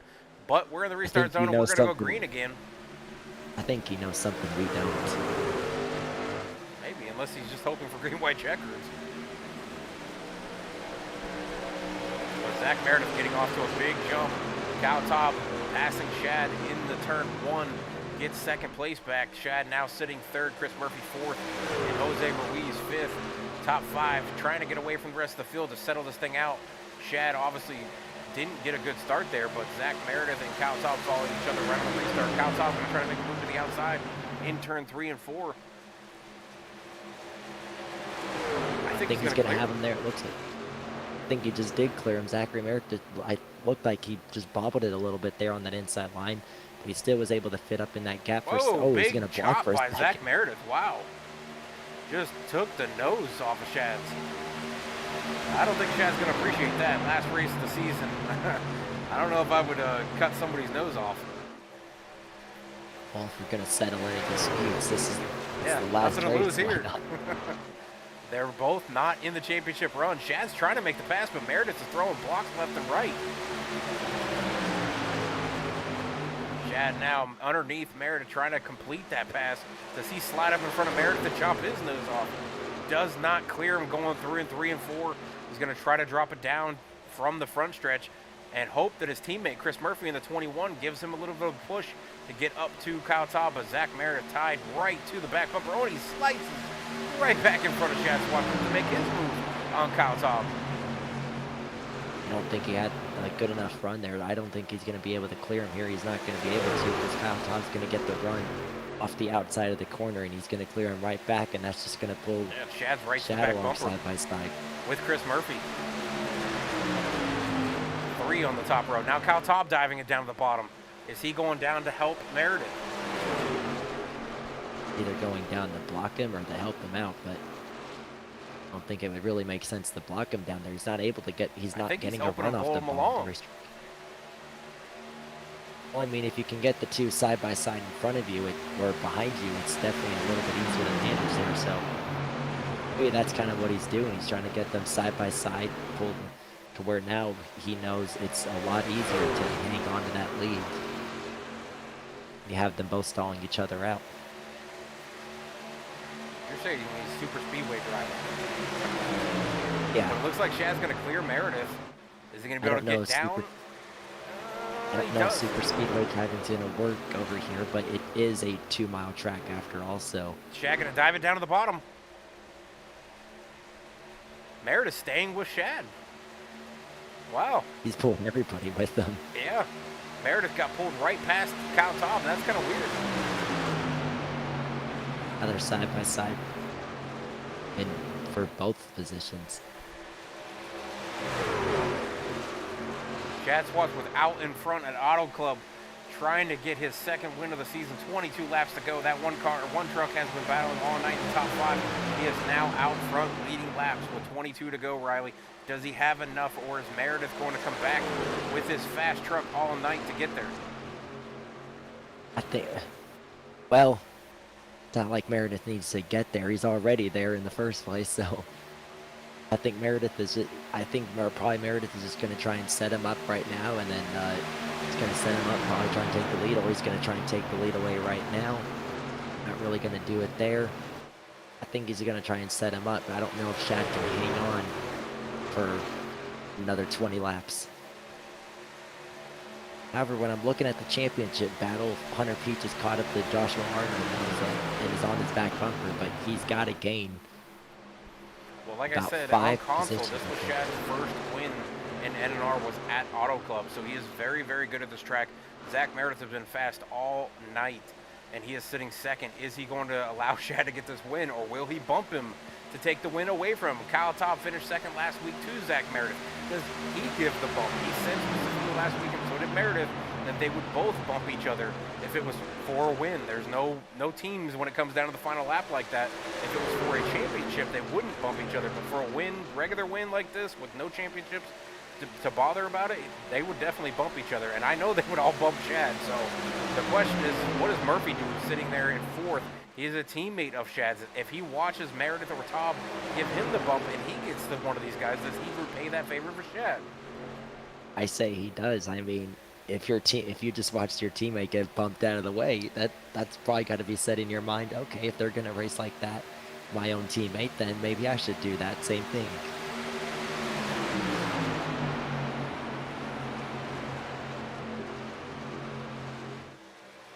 Eric's gonna pull it down to the inside. I don't know if he's getting. Oh, he is gonna clear him. I didn't think he had as big enough as a run as he did, but he did, and he just pulled Kyle Top with him now.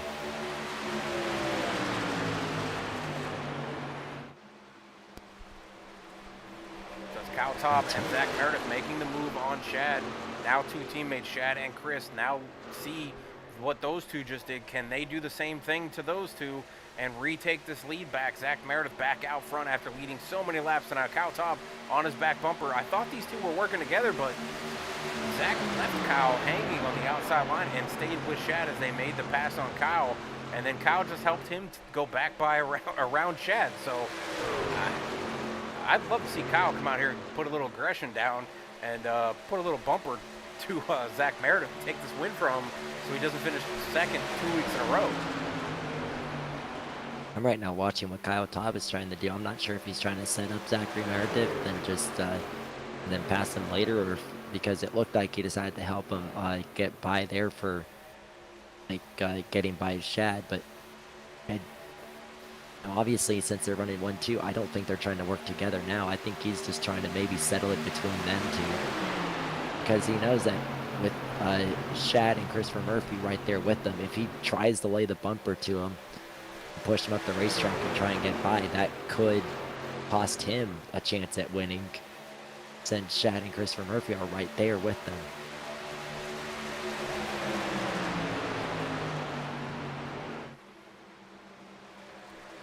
I think this is going to come down to the last lap, who gives the bump. We heard it last week. Kyle said he would give the bump. Zach said he would give the bump. So I guess now's the chance. You're 2 weeks in a row sitting bumper to bumper with each other coming to the end of the race here with 16 laps to go. I'm looking for a bump here. Kyle Taub, I think, he had lost it because he ended up hitting the wall and ended up like there at in the last couple of laps. So he definitely, it's just the same exact situation. Right now, he's going to be focused on, let's not make the same mistake twice. Let's keep with them, do the same thing again, but let's just not hit the wall this time.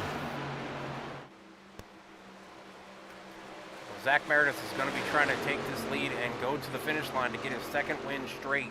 I believe this would be his third win of the season if Meredith can pull this off in the time machine. Kyle Taub, though, looking to get that win as well. Last week we heard him say he would give the bump to Meredith. Meredith said he would give the bump to Taub if it was coming to the end of the race and they were not going for a championship. We'll see if that happens. Chad, though, I know he will give a bump to either one of these guys to get the win. Autoclub is one of his favorite tracks to drive. Chris Murphy does have a win this season. I'd love to see him come up here and get another win as well. Jose Ruiz sitting there, he's got a win this season. So everybody in the top five right now has wins this season. Josh Arnold is the only driver in the top 7 that does not have a win. Josh Arnold sitting 6th, Hunter Peach 7th. So right now, Josh Arnold would be your championship winner if this race ends right now. But we've got 15 laps to go, 14 as they come across the finish line. Riley, I don't know what's going to happen, but it's going to be entertaining as we come to the finish line here. Could we have it 2 weeks in a row where it comes down to a half a car? I think it's going to come down to that. I think it's going to come down to the bump and run in the last couple of laps. I mean, we've seen exciting finishes at Autoclub before, because if you look back in 2011 between Kevin Harvick pushing Jimmy Johnson in the turn 3. So I think it's going to come down to one of those finishes again. Meredith and Taub are pulling away from Shad a little bit, and Murphy, they pulled away about a half second now. I can see the yellow highlight popping up on Meredith's name and Taub's name, so these two are talking to each other as they're following each other. I don't know if that's team communication or if that's, you know, maybe some negativity between the two of them, like don't block me or something like that, but I don't know what they're saying, but they're definitely talking to each other, so it's going to get interesting as we go down the backstretch. With 13 laps to go, does Meredith pull off a second win in a row this season? I don't know. And Repeat saying bump and run at lap or at 190. Interesting. I don't know if it works. I don't know if it works, Pete. I think that's kind of the point. If Kyle Taub throws the bumper to Meredith and moves him up the track, I think he wins this race. If Meredith does get a little loose and bumps back to Taub, I think it takes both of them out and puts Shad in the winner spot. Does Murphy bump Shad to take third to get his podium spot? This is the last race of the season finale, no tomorrow, so you can give anybody a bump. Now, we do have the Next Gen Series coming in on Tuesdays in 2 weeks. Does any of what happens tonight follow over to the Next Gen Series? Hopefully it doesn't, but it could. These guys are all, you know, drivers that are running over in the Next Gen Series, so it's going to get very interesting if this happens. But I think it's all fun and games, just like Meredith and Taub said, you know, it's racing for a win. They are friends, so I don't think they'll be too mad at each other coming to the end if it's in turn 4 and Taub gives him the bump, or if somehow he gets around Meredith and Meredith gives Taub the bump. I don't think either one of them are going to be mad about it, but you never know. I think they were working together to give themselves a gap, so that way then you just settle it amongst you two and not have anybody else interfering with that battle. But right now, Kyle Taub has got to get back to Zachary Meredith if he wants a chance to win this race. He's got to be able just to get right back to him again and give him the bumper. He lost just a little bit of ground, but right there it looked like on the back straightaway I think he closed in just a little bit there, but still not close enough to even give Zachary Meredith the bumper unless he really drives it into the corner. Yeah, and back here in this pack of 5 that's following Meredith and Taub, you have the 2 championship drivers. Josh Arnold, that yellow and red 22. You have Hunter Beach in the blue and white 26 truck. They are going for the championship. 5 points separating the 2 drivers. Peach needing to get up here and grab a lap or win this race to take the championship from Arnold. Only 1 position in front of him is not going to give him the championship. He needs to gap Arnold and get past Murphy, get past Jose, and get past Chad. That puts him a little bit closer to there, but I still think that's not enough. He needs to get to Kyle Taub and keep Arnold back in 7th to even have a chance here. Yeah, I think right now, I think he needs to get the Kyle Taub to. I think you're right about that. I think even if he just gets by Shad. I think if he were to just get by Shad, I think he still misses it by maybe a point or 2.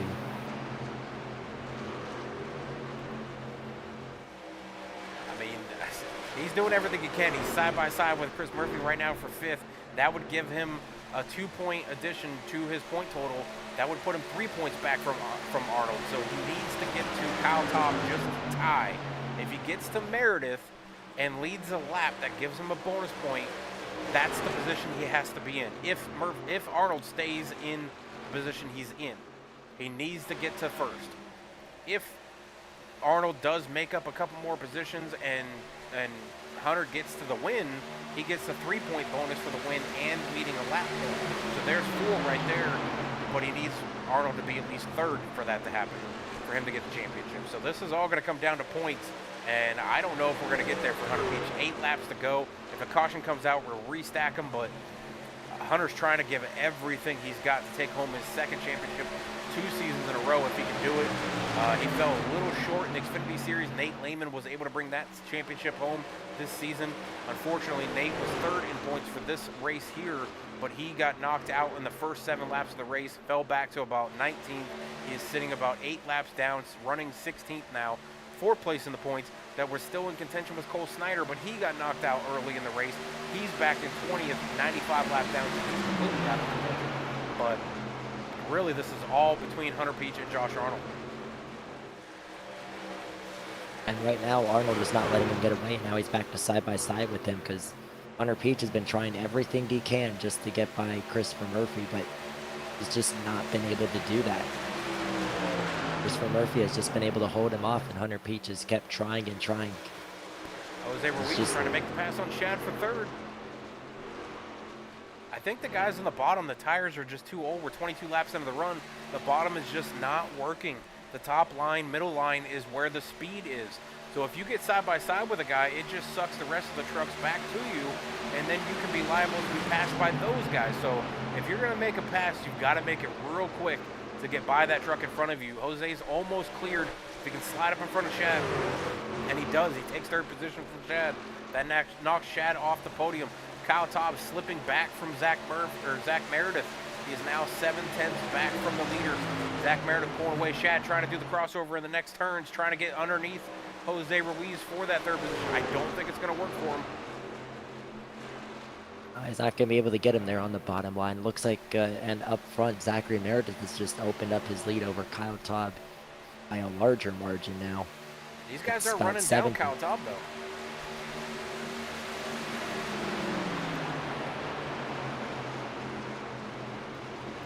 Five to go, Riley. We are coming to the end of this race, end of the season. Championships are on the line.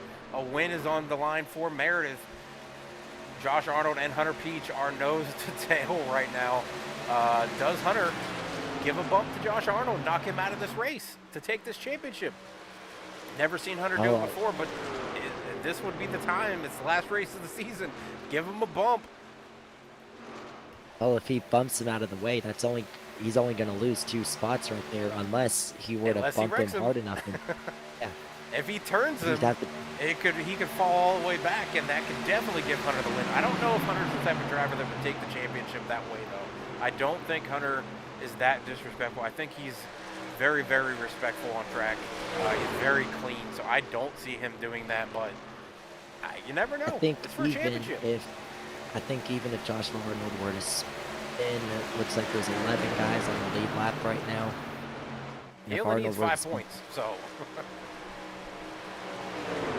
So Arnold would need to pretty much fall back to about that 10 spot or 11 spot, but there is a gap between there. So if Hunter Peach were to try and bump out of the way, he would need to do a lot more than bump him. He would need to, I think, more than just spin him out. Oh, you have to turn him and wreck him. So, and I don't think they're using, or no, they do have the one fast repair. So if he does do it and a caution comes out, Josh can repair that truck. And there's only 11 guys on the lead lap. If he comes down for 4 fresh tires and fuel and the rest of the guys stay out, he could be the fastest on track. That's 2 seconds per lap. If he can get a green-white checkered, that's 3 laps he could try to run down and get closer to Hunter Peach. He's just got to stay within 5 points of him. So there's a lot on the line for this. I don't know. I would love to see him turn him, or Josh, get behind Hunter and turn him. I don't think Josh would do it, but I also don't think Hunter would do it either. I don't think any of those 2 guys Jose, something wrong with Jose.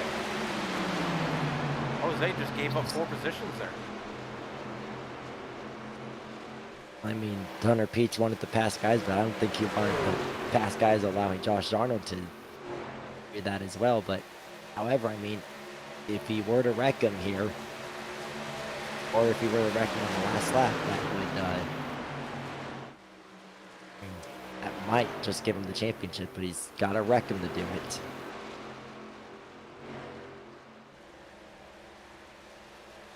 Though I don't think he's going to do it. I don't think he's the type of guy just to try and dump him for championship.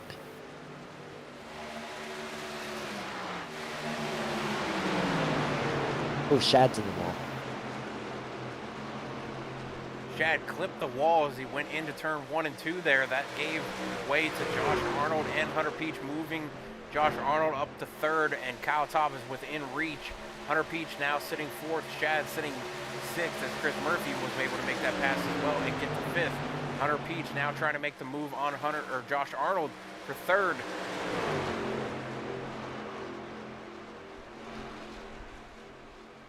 He's trying all he Coming can to the on the line. inside. Zach Meredith's going to win this race, but the championship is going to go to Josh Arnold.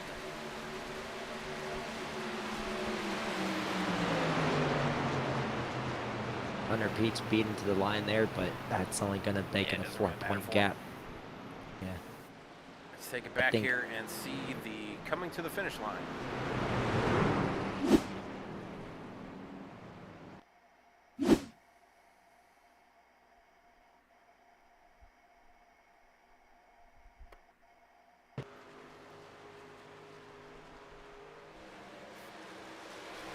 Meredith here so far out in front. We were paying attention to the battle for second, third, and fourth, and fifth, and sixth.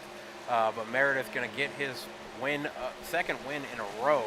As he came down the backstretch, he had about a second gap back to second, which was Kyle Taub, and they were all battling for position there. That's why we stayed with those guys. Don't want to take anything away from Meredith. So as he came off of turn 4, he went for the win and grabs his win, his second win in a row for Turn Down for What Truck Series, ending the season finale. You see how close it was for second, third, fourth, and fifth. You could have thrown a blanket over those guys. It was so close. But Riley, we will get the top 3 up into the booth and our champion up into the booth. Our champion we thought was going to finish in the top 3 and we'd be able to interview him with the top 3 there, but he actually finishes 4th. Hunter Peach beats him to the finish line, taking away the top spots from Josh Arnold. But we're still going to interview Josh Arnold for his championship. So the whole group here is doing a burnout. I wish it was only the top guy who was doing it, but we'll fix that for the next gen series. Josh Arnold doing a burnout for his championship. Great season by Josh Arnold. Great win by Meredith tonight. He was very, very strong, super fast tonight. I don't think anybody was even close to him tonight as far as speed. Tob and Chad and a couple others were able to hang with him for a little while, but Meredith was just very consistent at being fast. So congratulations to all these guys who finished out in the top 10 in points. Big win by Meredith tonight, second in a row, like I said. Josh Arnold bringing home his first Turn Down for What championship after finishing second 3 seasons in a row in 2 different series, finishing out in second, actually 3, 2 in the Xfinity Series, finishing second, and 1 in last season with the trucks, and bringing home the championship this time. So we'll grab those 3 guys, bring them up into the booth. We'll grab the champion also and bring him up into the booth and talk to them all and see how they felt about this race.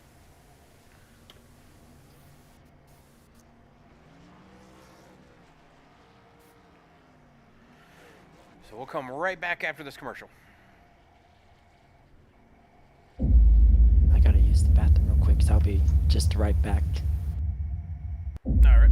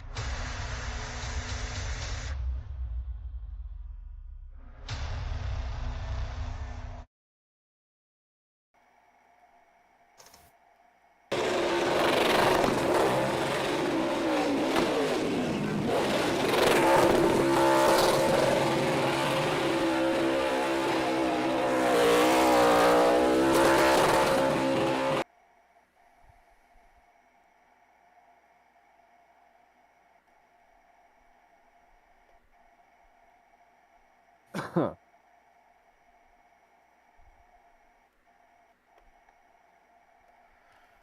right, we are back live for Burnout Lane with Turn Down for What's season finale for the Truck Series. Great race. Zach Meredith, obviously huge, very, very big, dominant race. We got the rest of the top three, and we got our champion of the Truck Series in the booth with us. We're going to talk to all four drivers right now, but we're going to start with the winner of the race, Zach Meredith, 2 weeks in a row, winning both races to end the season.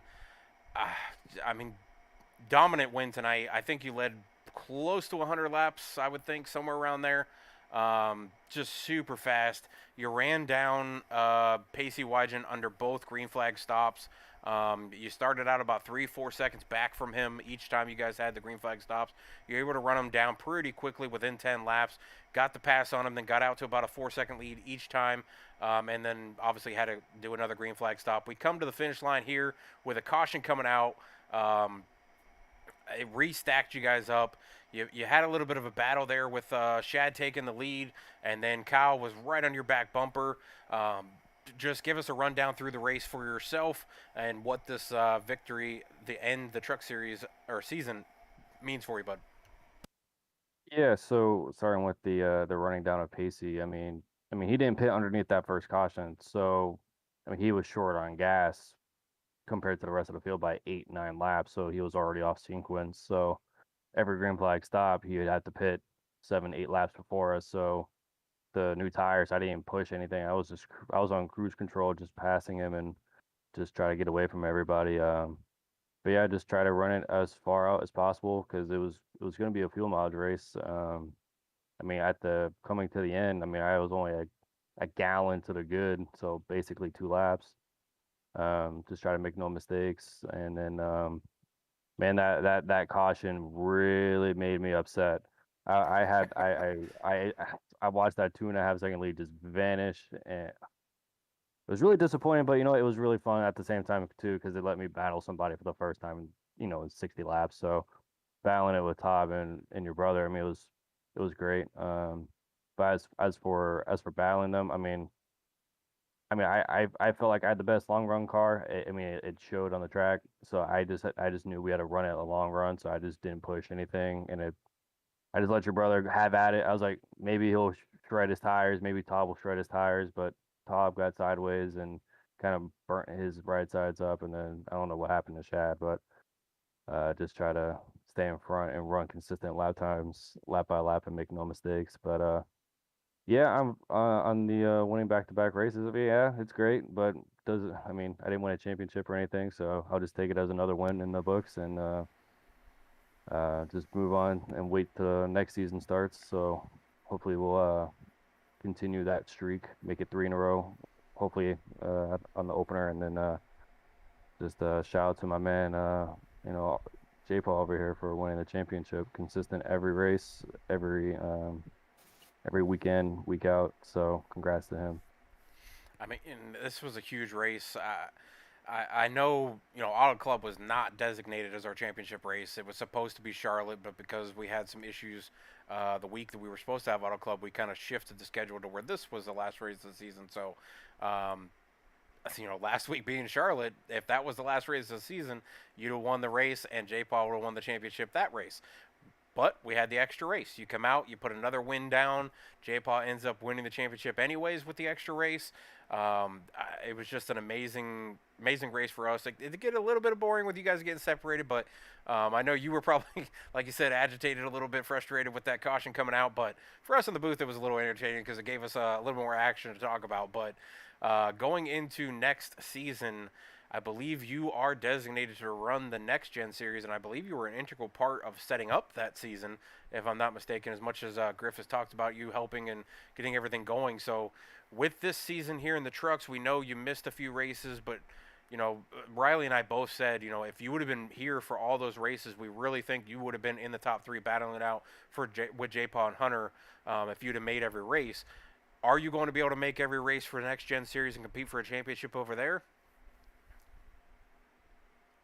Man, I have no idea. You never know what happens with life. So whether if it's, working or, fiance, I just got a new house. I've been working on day and night. I mean, literally after work every single day, I have just been over there fixing the house. So, I mean, who knows what it has in store? I have no idea if I'll make every race. I try to, I want to, but as for the next gens, yeah, me and Griff spent quite some time trying to make the schedule. We try to pick the best competitive tracks that everybody would enjoy. So I'm pretty excited to have some different tracks on there, like Montreal and whatnot. So that should be interesting to see. Um, Yeah, that schedule's unique. yeah, I for wanted, for I wanted for it a to be minimum way to different. say it, it's unique. Yeah, So, it's different, but I didn't want any like one lane tracks like Dover or Milwaukee Mile, or Texas. It's just bottom feeder. And like that's like no fun. Come on. If we go to like Charlotte or Kansas for per se, there's multiple grooves and you actually have to manage your car, not just run the bottom and just get away with it. Same thing with like how I pick Auto Club. Next gen here at Auto Club is insane. But as for trucks, I'll try to make every truck race too. I want to race as many races as possible. So let's just see how that has in store when that season starts. well, we're looking forward to seeing how many races you can make. If you can make them all, that would be great. I think you'd be a championship contender for sure with the speed that you've shown in multiple series. Um, Great race overall. Like I said, another win for you. Any last shout outs for you before we move on? Yeah, just shout out to you guys in the booth. I heard this was your last race calling it, so can't wait to Well, go for the back and trucks. look at that. Well, all right, then I'll see you in next gen if you call it next gen. Shout out to all my boys, my whole AR group. Love them all. Great race. And then just last but not least, shout out to my man. Like I said, J Paul, congrats on your championship, man. Well deserved.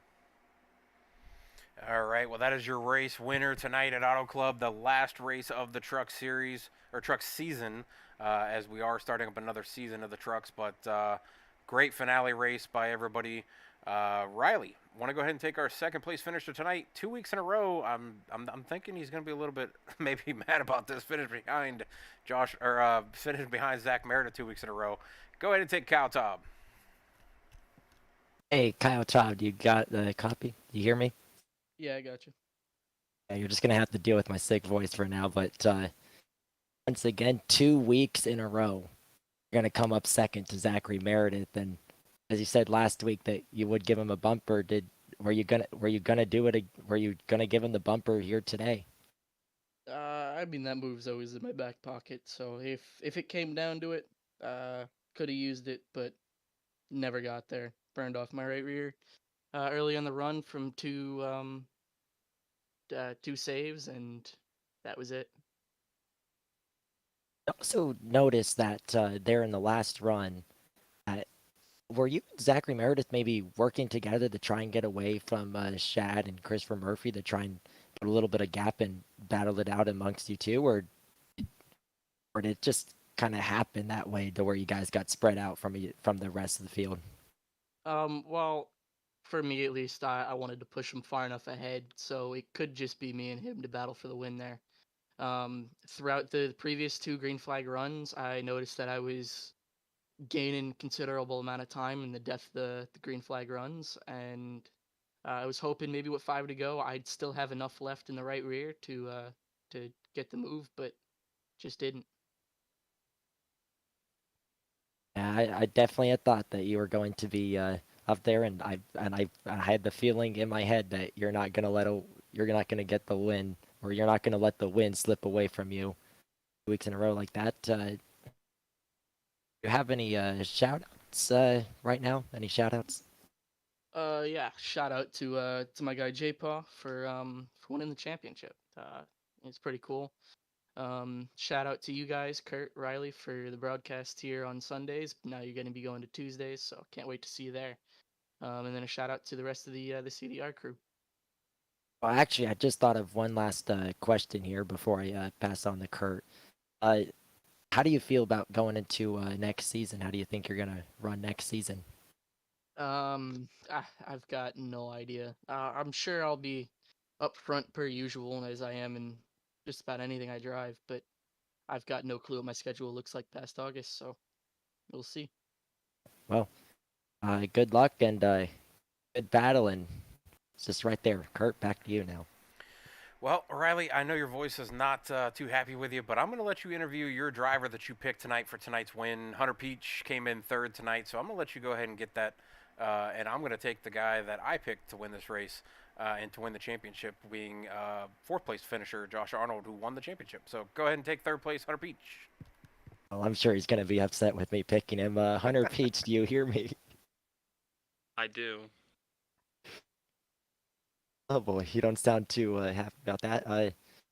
You're right there, 5 points back for the championship. At any point in mind, did you think about wrecking Joshua Arnold to try and win the championship? No, not at all.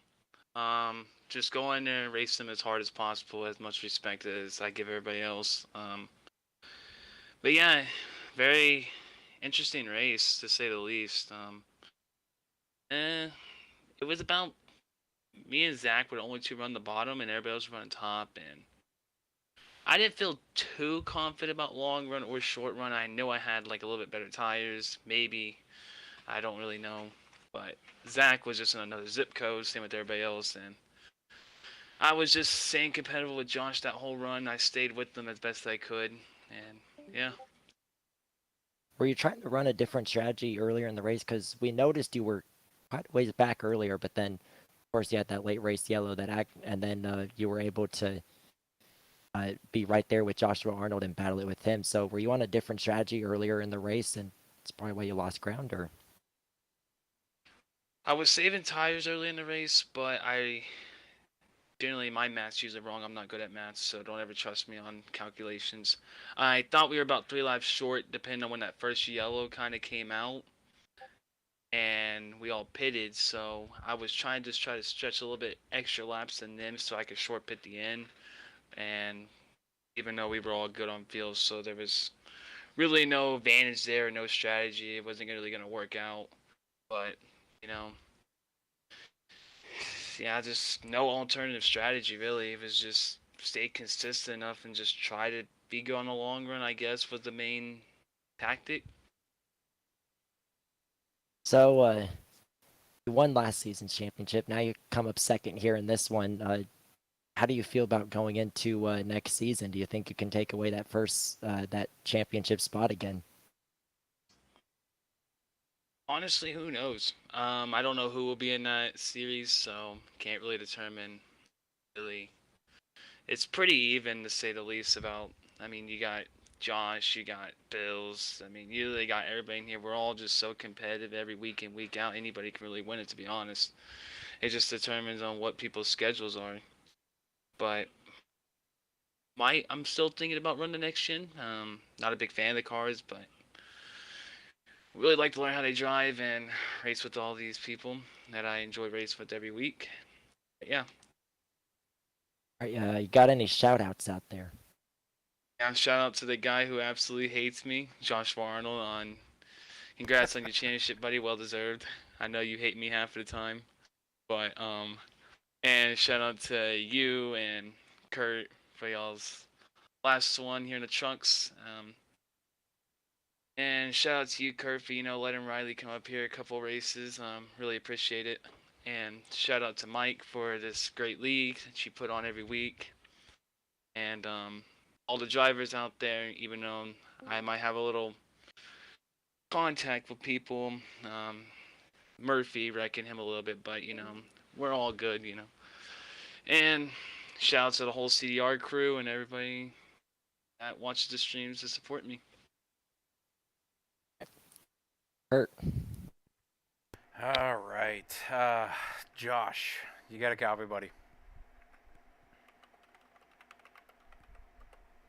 Got you. All right. I know normally you don't probably like us picking you, maybe that commentary curse or anything like that, but I threw it out the window since it was the last race of the Struck series, and I kind of I know you guys don't like it, but I had to root you on. I really wanted to see you come out and get this championship. I know you finished second. Was it 3 series in a row or 3 series seasons in a row with trucks and Xfinity. and then sitting at the top of the points going into this race. I know this was an added race since last week was the Charlotte race, which was supposed to be the championship race, which means you would have won the championship last week if that would have been the finale. But we had this extra race of Auto Club. I know I've been saying it all season. You probably are getting tired of me saying it, or maybe you're liking it, but I really think overall, in my opinion, you've had the biggest jump coming over from console to iRacing. Console, we always really considered you, that super speedway Joshua Arnold. I always call you the super speedway guru, mostly because of that just amazing, unheard of fuel mileage win at Talladega. But coming over from console, you were really considered the super speedway guy. We had a super speedway rule in NNR that you designed and put together. You come over here, and I mean, you're so consistent at no matter what style track we go to, short track, road course, 1.5 miles, super speedways, the weird, odd ones, Pocono, Triangle, Indianapolis, all these weird ones that we go to too. You're so consistent. Your average finish is 6, and you're going to bump it up a little bit tonight with finishing 4th. So to me, you've just grown so much as a driver from the console side, and I'm not downplaying your skill from console because you were obviously a really fast driver over there as well. But finishing second 3 seasons in 2 different series, one of them to the guy who you beat out tonight by only a few points because he beat you to the line, but just so happy to see you win this championship. I was kind of hoping you come out and grab the win too to end the season, on a super high with the win since you didn't have any wins this season. But it's even more incredible that you just won this championship without securing a win. The 3 guys that were chasing you, all 3 had 3 wins. You had 0, and you still come out and point your way to a championship.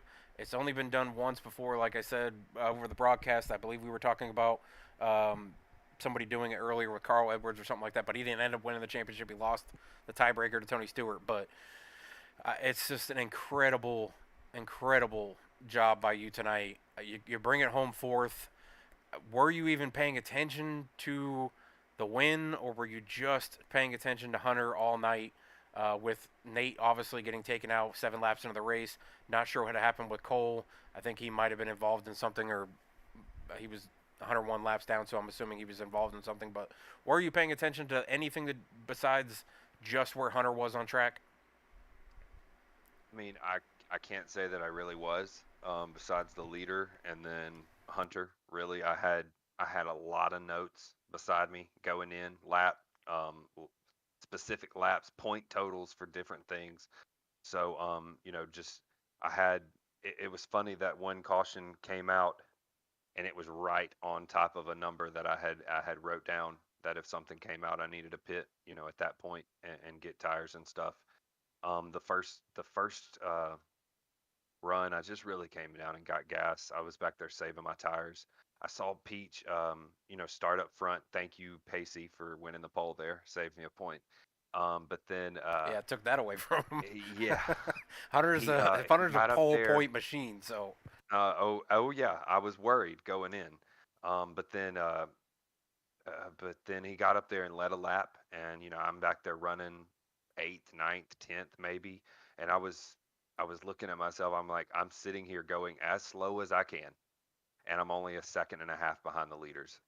And then you saw like on that first run, a little bit later, before we pitted that first time, I kind of came through the field. Peach was right back there too, but really was just watching him.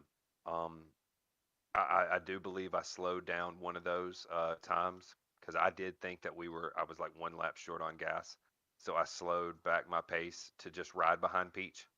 If that's what I had to do to just secure that championship, that was what I was going to do. I rode behind him, and then I think that caution came out, kind of changed the game. I was real nervous about him just storming through the field. Y'all know how he is a short run genius, like Zachary Meredith and Kyle Tubb. They all seem to have like great short run speed. So um, was nervous about that. I mean, I think you probably could have been riding with me. I was trying to pinch him. I mean, I was trying to wear his tires down. I was thinking every single time that I hold him down on this bottom, is one less time he's going to have a chance to gap me or get by me at one point. So kind of got scared. We had a dust up between me and Murphy right there, about 10 laps to go. I thought I had just a tad bit of damage. I got times four, so I was nervous about that the last 10 laps. But to win this championship, I really just, like you said, just tried my hardest to come out with top fives. I mean, I didn't come to the booth a whole lot this season. Even, winning the championship didn't really talk to you a whole lot. And if I did, it was like a third, just I squeaked in. So really just lucky, is all I can say. You said those guys behind me all combined for 9 wins, and I'm sitting here just barely hanging on with none, and just knowing that I had to come out with a top three at least with Peach not winning. I was just confident if I could just run third all night, maybe that would be good. But really just, I couldn't ask for a better end. Me, Peach, side by side coming to the line. I mean, I know I was kind of putting air on his nose and pinching him a little bit, but that's what I had to do to win. I tried not to be malicious, make any crazy moves in front of him, cut his nose off or anything like that. But just, I knew that if I let him by, those guys were right in front of us, and each spot that he picked up from there on out was going to be closer and closer. I think it might have been 2 points, 3 points. I'm not real sure. So far, I won the Xbox Championship in Cup and turned down for what? Come over here to iRacing. I finished fifth, fourth, third, second, and now first in the 5 seasons on iRacing and the Xfinity and trucks. So Peach won it last year. He beat me, so we just flip flopped this year. So, good battles both seasons, and really couldn't ask for a better group to come do it with. Well, I know. There's usually one person out there who's always watching you, so I wouldn't be shocked to see you look down at your phone and see your mom texting you or calling you or something. But I mean, like I said, I can't say it enough. I definitely have a huge respect for you coming out here week in and week out, finishing the top five. I mean, an average finish throughout an entire season of sixth, maybe even fifth. Now that you finished fourth tonight, maybe bump it up a little bit, but just massive respect for a guy that comes out every week, finishes in the top 10, top five, and you didn't do it with a win. It's incredible. I don't know if it can be done again. I know, like we said, Hunter had 3 wins, Griff had 3 wins, Cole had 3 wins, Shad had a win, Meredith had 2 wins. I think Kyle Taub won a race. There's a few other Jose. wins in there. Jose won. I think Chase McGuire won a race in here somehow. I mean, there's wins all over the place from guys, and you just didn't grab one this season. But maybe that's your ticket, because last season you won a race, so maybe you don't Right. have to win to get the championship. Maybe that's your new trend. I don't know, but we're going into this next season here. Trucks is coming back. Our buddy Repeat's going to take it over. He just put out in the chat saying, "See y'all next season." I believe you're racing in the Next Gen Series on Tuesdays, or at least I'm hoping you're racing in the season on Next Gen on Tuesdays. How is your feeling about this new car going into a new season? No more Xfinity cars. You were fast in the Xfinity car too. So going into the Next Gens, how is your feelings about the car and the way that this thing is going to roll out? I'm just going to keep an open mind. I mean, it's every track that we go to is going to be a learning experience. I haven't been to a whole lot. I haven't even driven it a whole lot because I just really haven't liked the way it felt. But, you know, um, definitely got to show up now and just try to learn as much as I can. Lean on the guys. I mean, I tweeted out, thanks to the crew tonight. We had, Q Dog, Cole, Griff, Zach, the winner, Hunter, Braden, Kyle Tubb, like you said, Chase McGuire, Jake. We try to all make each other better. And like Peach said, I mean, there's 7 or 8 guys, and then you add Shad, and then you add Chris Murphy, and then there's 10 or 11, 12 guys that could come out here and consistently sweep a season and win every race out there. But it's just unbelievable how, we all just come together and produce something good for you. I've enjoyed, your broadcast, y'all's call this season, and then Mike Campbell and Mike Allen and Griff and the admin team that do so much. I can't wait till Griff updates the stuff for the truck. Puts that You know, championship next to your name. Yeah, puts that championship next to my name. Just really couldn't have done it without them. I mean, we all lean on each other. All those different setups. I mean, it's not much you can do, but anything helps. I mean, hearing one of them say something might help me, and hearing me say something might help them.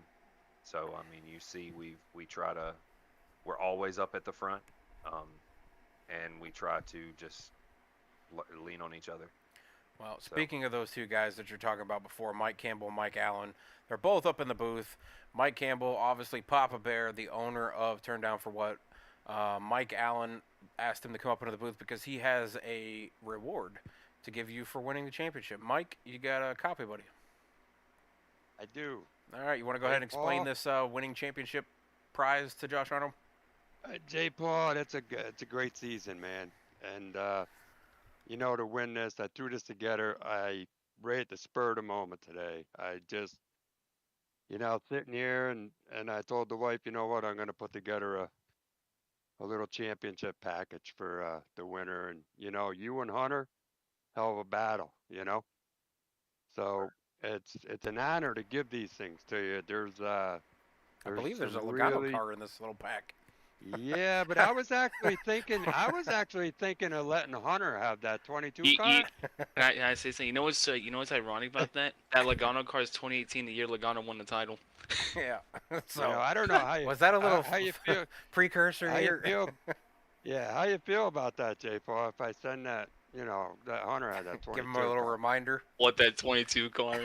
I'm scared to know what he's I gonna want do I with want it. the He might guy take who it with won a hammer today. out there. I think for safety reasons, you need to send it to me, Mike. I really do. No, you got it, man. There's a few nice things there, and Yeah, I'm seeing know, a I'm Joe actually Logano gonna- car. I'm seeing Terry Labonte, Matt Kenseth.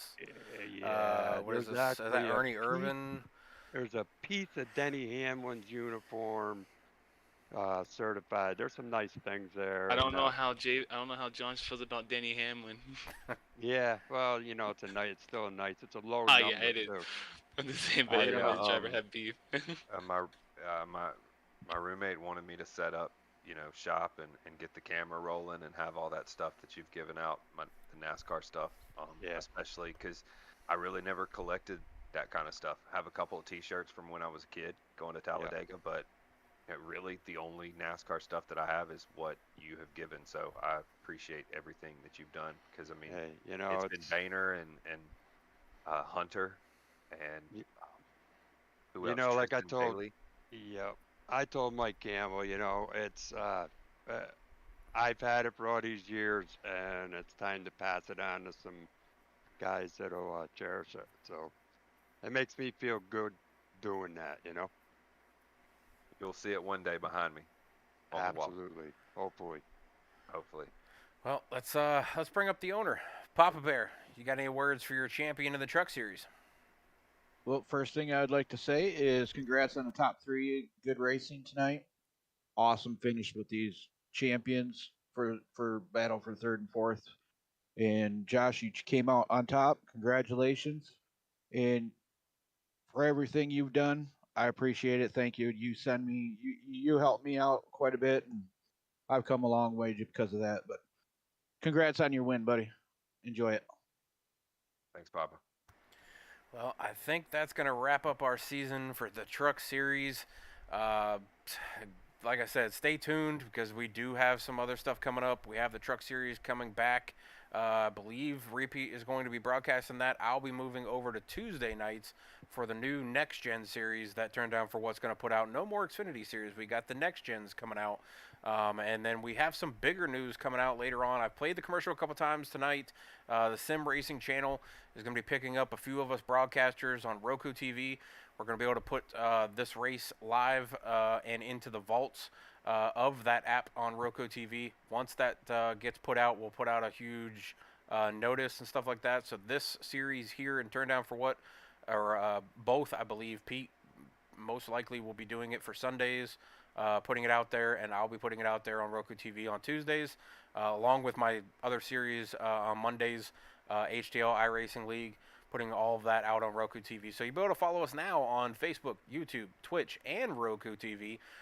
With I believe they have 61 million subscribers, so there could be a lot of people watching these races and going back and watching them on live TV on Roku TV. So be prepared for that huge announcement that will come out here in probably a week or so once everything gets finalized and set up. We'll put out the website name, all that kind of stuff, the where to find the app on Roku TV, that kind of information. We'll put all that out. So big things coming for Turn Down for What for 2 series coming next season. The next gen series, I believe, is going to start. Papa Bear, if you can correct me if I'm wrong here, would be July 26th, if I'm correct. Yes. Yes, So July 26th. yeah, first race for that will be popping up.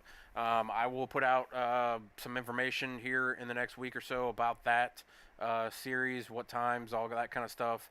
But I'm definitely looking forward to it.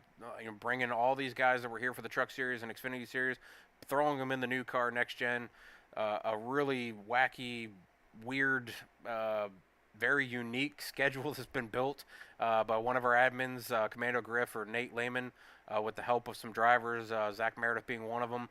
So huge, huge things coming for Turn Down for What. Hopefully, with this as a shot in the arm, and we can get some other drivers in here, build up some more series or something like that, and really get this thing rolling.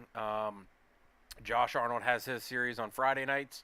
NAOR is on Friday, so definitely pay attention to them as well. A lot of the guys you see here tonight and on Tuesdays are over there on Fridays, so great racing over there, just like over here with all those guys being in both leagues. So definitely pay attention to all of them.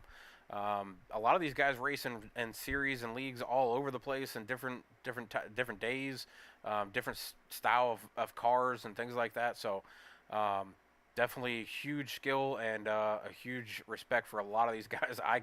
I don't race anymore. I hung it up. I might jump in the driver's seat at some point maybe, or here and there to do some fun stuff. But I'll stick to the booth and watch you guys run around here because there ain't no way I'd be able to keep up with you guys. Actually, I said something about maybe creating an old man league or something like that because I feel like I'm up in the age group, but even though I'm 35, but I still feel like I'm up there. But Riley, I want to give you a huge congratulations and thank you for coming in the booth. You are always welcome in the booth. I'm sure Pete would love to have you on Sundays. I would love to have you on Tuesdays if you're able to make it for the next gens. I think that series and season is going to be awesome. So to have you come up into the booth is a huge pleasure. Thank you for Hunter for giving me your name and pushing you towards this. I think it's been a great season to have you in here. Big shout out to Pete as well. For doing the first half of the season, and then with everything he's got going on, he had to step back a little bit. And Riley, you hit the ground running for every race that you could show up for. It was massive appreciation from me for you jumping in the booth with me. It's a pain to talk to yourself for 2 hours or 2.5 hours. You look forward to the podium talking because you're at least being able to hear somebody else's voice talk back to you rather than your own. So huge thank you to both of you being in the booth, Mike. Papa Bear, Mike Campbell, Papa Bear. Thank you for putting on the season and letting me, put you guys on all 3 platforms and hopefully push you guys towards this Roku TV thing and allowing me to broadcast and doing all. I've loved every bit of doing the 2 seasons for trucks and the season I did for Xfinity. It's been huge fun for me. And we loved having you. You've done a lot for us, and we love having you. And we look forward to a bright future that's coming fast at us. Yeah, well, Mike Allen, I definitely appreciate you, all the things you've done for all these drivers, and the package you sent me last season. It's been a huge pleasure having you in the season or the series, and having you be somebody that's really caring and willing to give prizes and things like that to these drivers, and really push them to want to show up and race for these wins and race for the championships and things like that. So huge appreciation for you. I know with everything you've got going on, you still think of others, and that's a huge trait to have to do that. So I will tell you too. You can just let so everybody knows there's going to be a pretty cool custom-made trophy for the trucks for season 3. That it's going to be pretty cool to see when I'm done with it. Well, I'm Real, sure these it'll have guys a definitely real, be looking real. forward to that. So. Well, it's gonna have a real camshaft and a real piston in it, so it's gonna be pretty cool looking. Well, that definitely gives you guys something to look forward to for next season to come back and race for this championship. Maybe we'll see J-Paw go for 2 in a row, or Hunter try to take it back from him, or Griff try to jump up in here, or Cole, or maybe somebody else that wasn't in the top 4 at the end of the night here, going for a championship next season in the trucks. And like I said, all these guys, I think, as you know, Zach said or Josh said or Hunter, one of them said it. Any one of these guys in this league could come out and grab a win. So going into the next gen series, I think is going to be pretty fun to watch to see who adapts to the next gen car at these tracks, with the schedule being as unique as it is with tracks that I've never even looked at on iRacing. So it's definitely going to be huge to see all that and see what's going forward. But everybody out there in the chat, definitely appreciate you showing up every Tuesday. All the messages and the viewers and everything like that. Can't get it done without you guys watching. You know, I can put on a show and these guys can, you know, race around the track, but without having you guys out there viewing it and chatting it up in the stream chat and things like that, it's definitely a huge pleasure for me to be able to put on the show I can with this. And I'm going to work hard to try to get this thing even better for the next gen series, and adding in a bunch of other stuff, and putting more money into the stream, and try to get it to look more and more realistic as possible on here. So definitely congratulations to everybody throughout the season, all the people in the chat, all the drivers, the owner, admins, Mike Allen for all the gifts. Riley, again, thank you for jumping in the booth, bud. I got to thank you for having me up here. I pretty much got to thank everybody for allowing me to be up here. Well, I definitely do want to appreciate come it. back if that's okay with all of you. Oh, I'm Yes, sir. definitely We're glad okay to with have it. you. So, if you want to come back on Tuesdays, your spot is secured.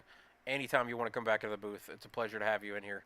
I'm sure I Pete just have to could get the probably say the next same gen thing. car to try and do. I have to get the next gen car to really do Tuesday, but I might have it at some point in time.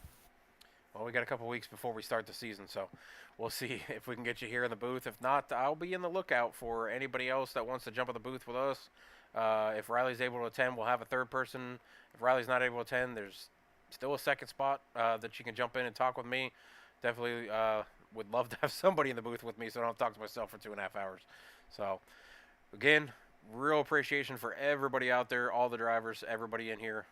Huge appreciation. So, catch us in about a week and a half, July 26th for Next Gens. Catch you guys then.